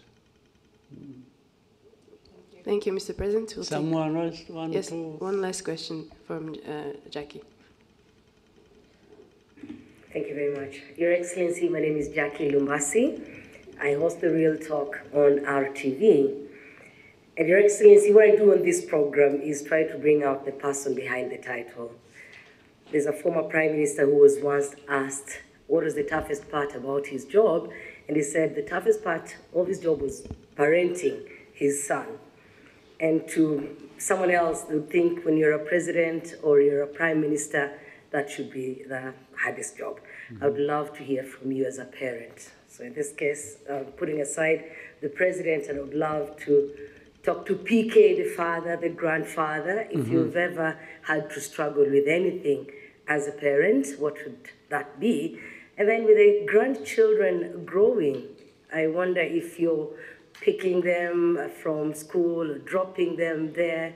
What have they done lately that got you smiling? Some of the images that I've seen online of you, the most beautiful images are those of you around your family. So clearly the family means a lot to you. And so as you also talk to Rwanda's young people about preserving what we have built as a country, protecting what we have, someone could think maybe you're not talking to your children as well. They could try to put them on the side. As you watch your granddaughters grow and the many other grandchildren that will come, how would you like them to view Rwanda's transformational journey and the role that their grandfather has played? Thank you, Your Excellency. That sounds like a long story to tell. But, well, thank you to in any case, bring it up and reference that. My family, whether immediate or the generations springing from that, first and foremost, the central part of me and what I do and how I do it, but above all, I enjoy it. I enjoy family. I don't find any problems except running around with children so they don't break their legs or fingers or something, but it's all enjoyable, 100%. But in doing that, you want your own children or those from them, as they grow up, to just be decent people in their lives. Decent meaning the core part being what is expected of them in society and by so. But also making their own mistakes and owning up and growing with a purpose that they can live and lead in the society where they grow up in. They must have some bearing, the bearing being the Rwanda, the family, so we would, and for those ones, other than the grandchildren, the children, we once in a while we have a discussion around that.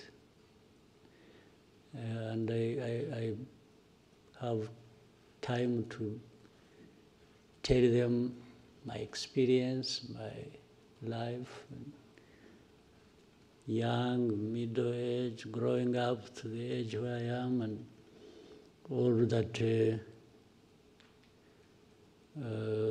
the family, my wife and I have had to go through to make sure that first we survive and they survive, and so the efforts can't be for nothing.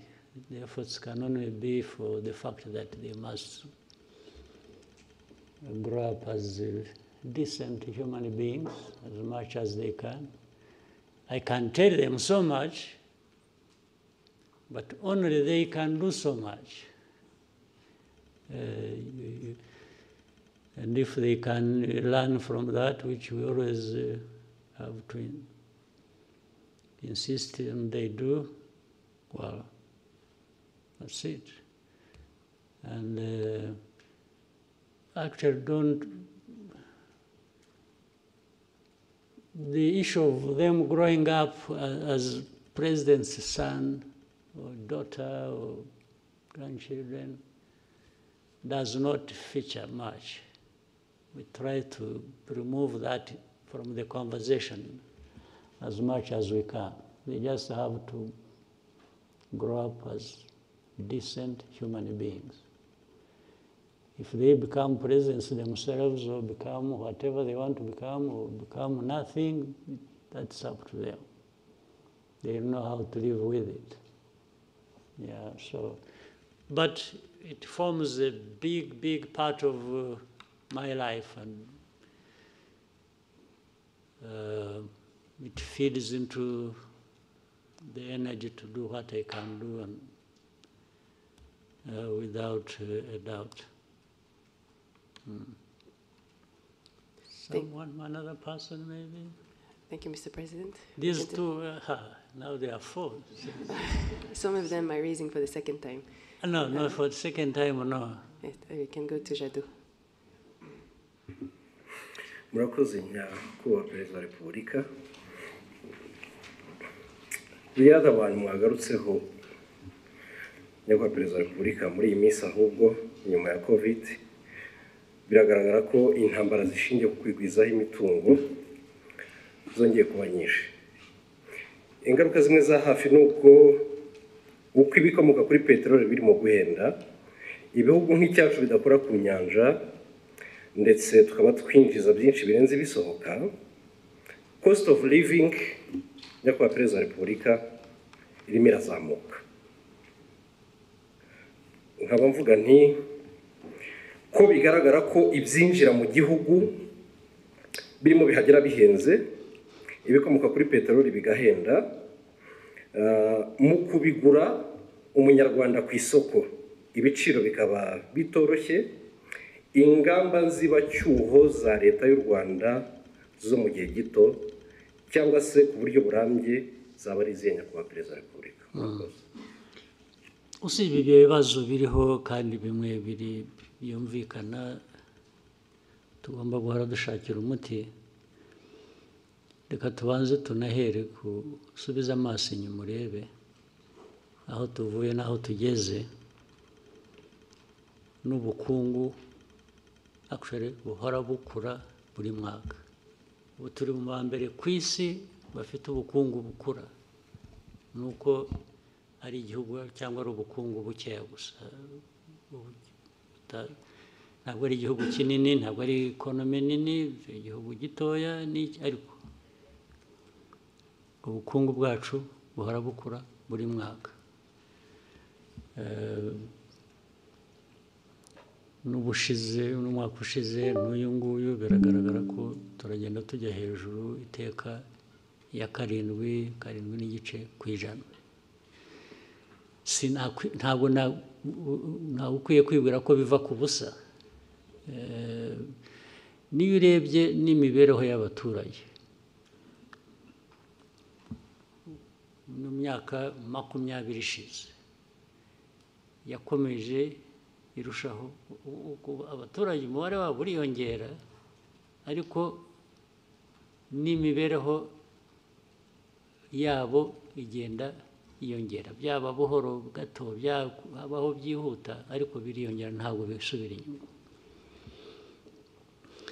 Ibijyanye rero n'ibyo bijyanye n'ubukungu ku buryo bw'ibyinjira ibisohoka bavugaga, ingamba ya mbere ni ukugira ngo ibyo twohereza hanze birute ibyo tuvana hanze, nibyo byatuzamurira ubukungu kurusha, tugatubura agaciro, tugatubura n'ubwinshi bw'ubukungu.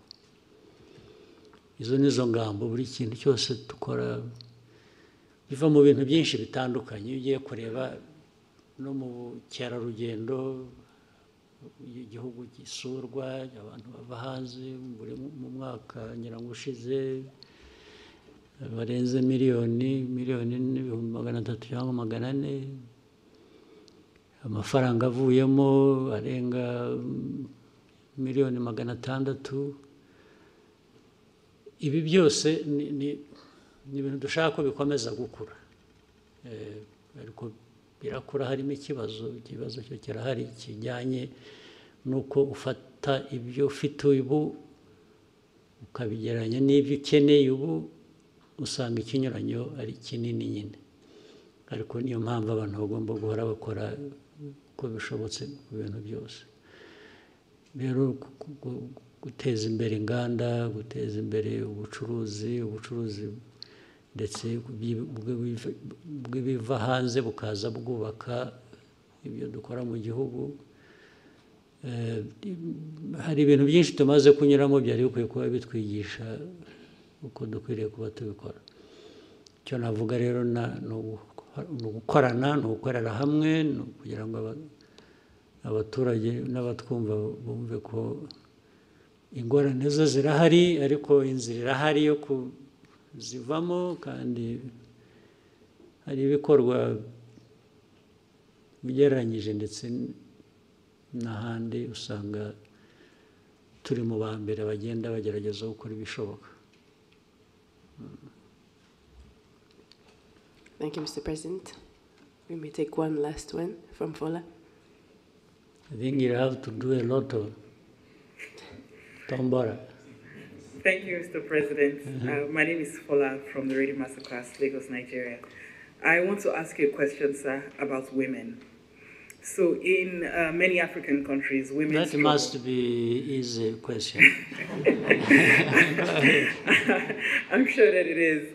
So it's about women and access to reproductive health. I have been in Rwanda for 3 years now, and I have seen from personal experience that Rwanda has actually made significant progress in expanding access, because I can confirm that IUDs that are costing women in some of the countries as much as $300 have been given in hospitals for free here. So my question is, what deliberate policies and investments or institutional reforms did Rwanda do for this to be possible? And what steps would you urge other African leaders to take if they want to replicate this success in making sure that women have this affordable reproductive health services for women? Thank you, sir. Well, I don't want to advise anybody for avoidance of being misunderstood. But the first thing is for people to have in their minds, one, importance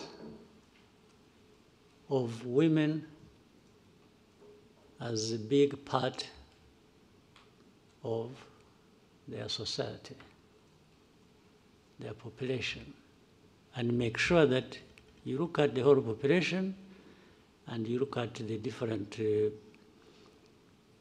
categories of that population, where it is the young people, it's the women, it's men, that is the starting point. And as long as you put, in some cases you may look at a population, you say, oh, you want your population to be this, to do this, but at the same time you are just doing the ordinary thing, and in most cases you are just thinking about men, because they are the ones who are even at the top there thinking and doing things, as in some cases, due to the imbalance we have had in our politics and society. But if you think of women and their specific needs, but also build their involvement around that, you will get the rest right. Therefore, in thinking about good health for your population, you must be seeing certain things that affect different groups. As I said, children, they have different needs in society when it comes to their health. Then we can say men, but particularly women in this case, and so on and so forth, so that you go fixing. But you are here looking at them under health, but the society that you are managing and that you have to do the best for. This is where it starts from. If you don't start from here, the rest goes wrong. Yes, and so for those who would want to share anything with us, and some of the things we do, we've learned from other people as well, from different places, about different aspects. We learn very quickly from other people, and then, so that is, there's nothing so much technical about it in isolation. It is just thinking about health, thinking about your people, thinking about women, and as you think about the rest, the children and the rest, and then you go into these categories and say, what are the specific needs? So under that umbrella and the budget and so on, you break down and create resources for each aspect. That's all you do.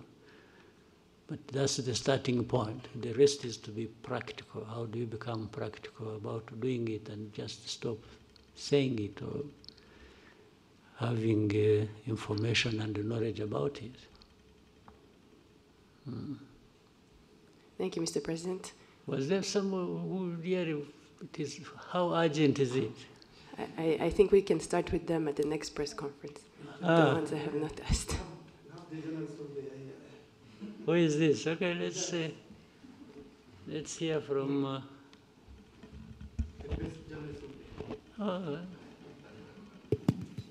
who did want to hear from that? Murakoze nyakubahwa Perezida wa Repubulika. Mfite ikibazo kimwe nshaka kubabaza mpagaze kandi mbashimire, murakoze cyane.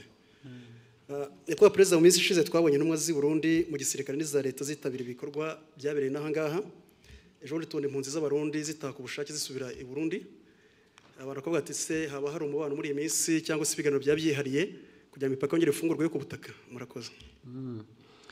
Nta gufungura imipaka iracyameze nk'uko yari imeze, ntacyo. Ariko twebwe na mbere hose no gufunga kw'iyo mipaka nta uruhare u Rwanda rubifitemo. Abarundi nibo bahisemo gufunga imipaka, ndetse turababwira ngo aho bazashakira gufungura, twebwe ntabwo twigeze dufunga. Ndetse n'ubundi hari abava i Burundi bakaza hano, hari abantu bava hano bakajya i Burundi, hari abagenda na Rwanda, sinzi niba ikijyayo, bagenda ariko hagati aho muri uko gushakisha twabana dute birenze ibi, birushijeho kuba byaba byiza, abantu baravugana, twe nta na rimwe tugize dushaka guturana kugira abaturanyi tutameranye neza, ariko bijya biba biraba n'ubu birahari, ariko muzakurikirane neza ntabwo byigeze biduturukaho na rimwe. Niyo mpamvu ndetse kugenda no kugaruka rimwe na rimwe twe nta abantu iyo bashakiye baraza, bashakiye baragenda. Nabo aba impunzi niba duha za UNHCR cyangwa abandi bakorana n'impunzi bakaza bakavugana nabo, niba hari abumva bamaze kurambirwa ubuhunzi bashaka gusubira iwabo, twe tubaha UNHCR ikabatwara. Ntabwo twagumisha hano ashaka gutaha, n'ubundi yaje hano atari uko tubazanye, ahubwo ni uko bahuye n'ibibazo iwabo bagashaka kugira ngo baze babe hano. Nta kintu gishya rero kindi. All right. Thank you, Mr. President. Thank you very much.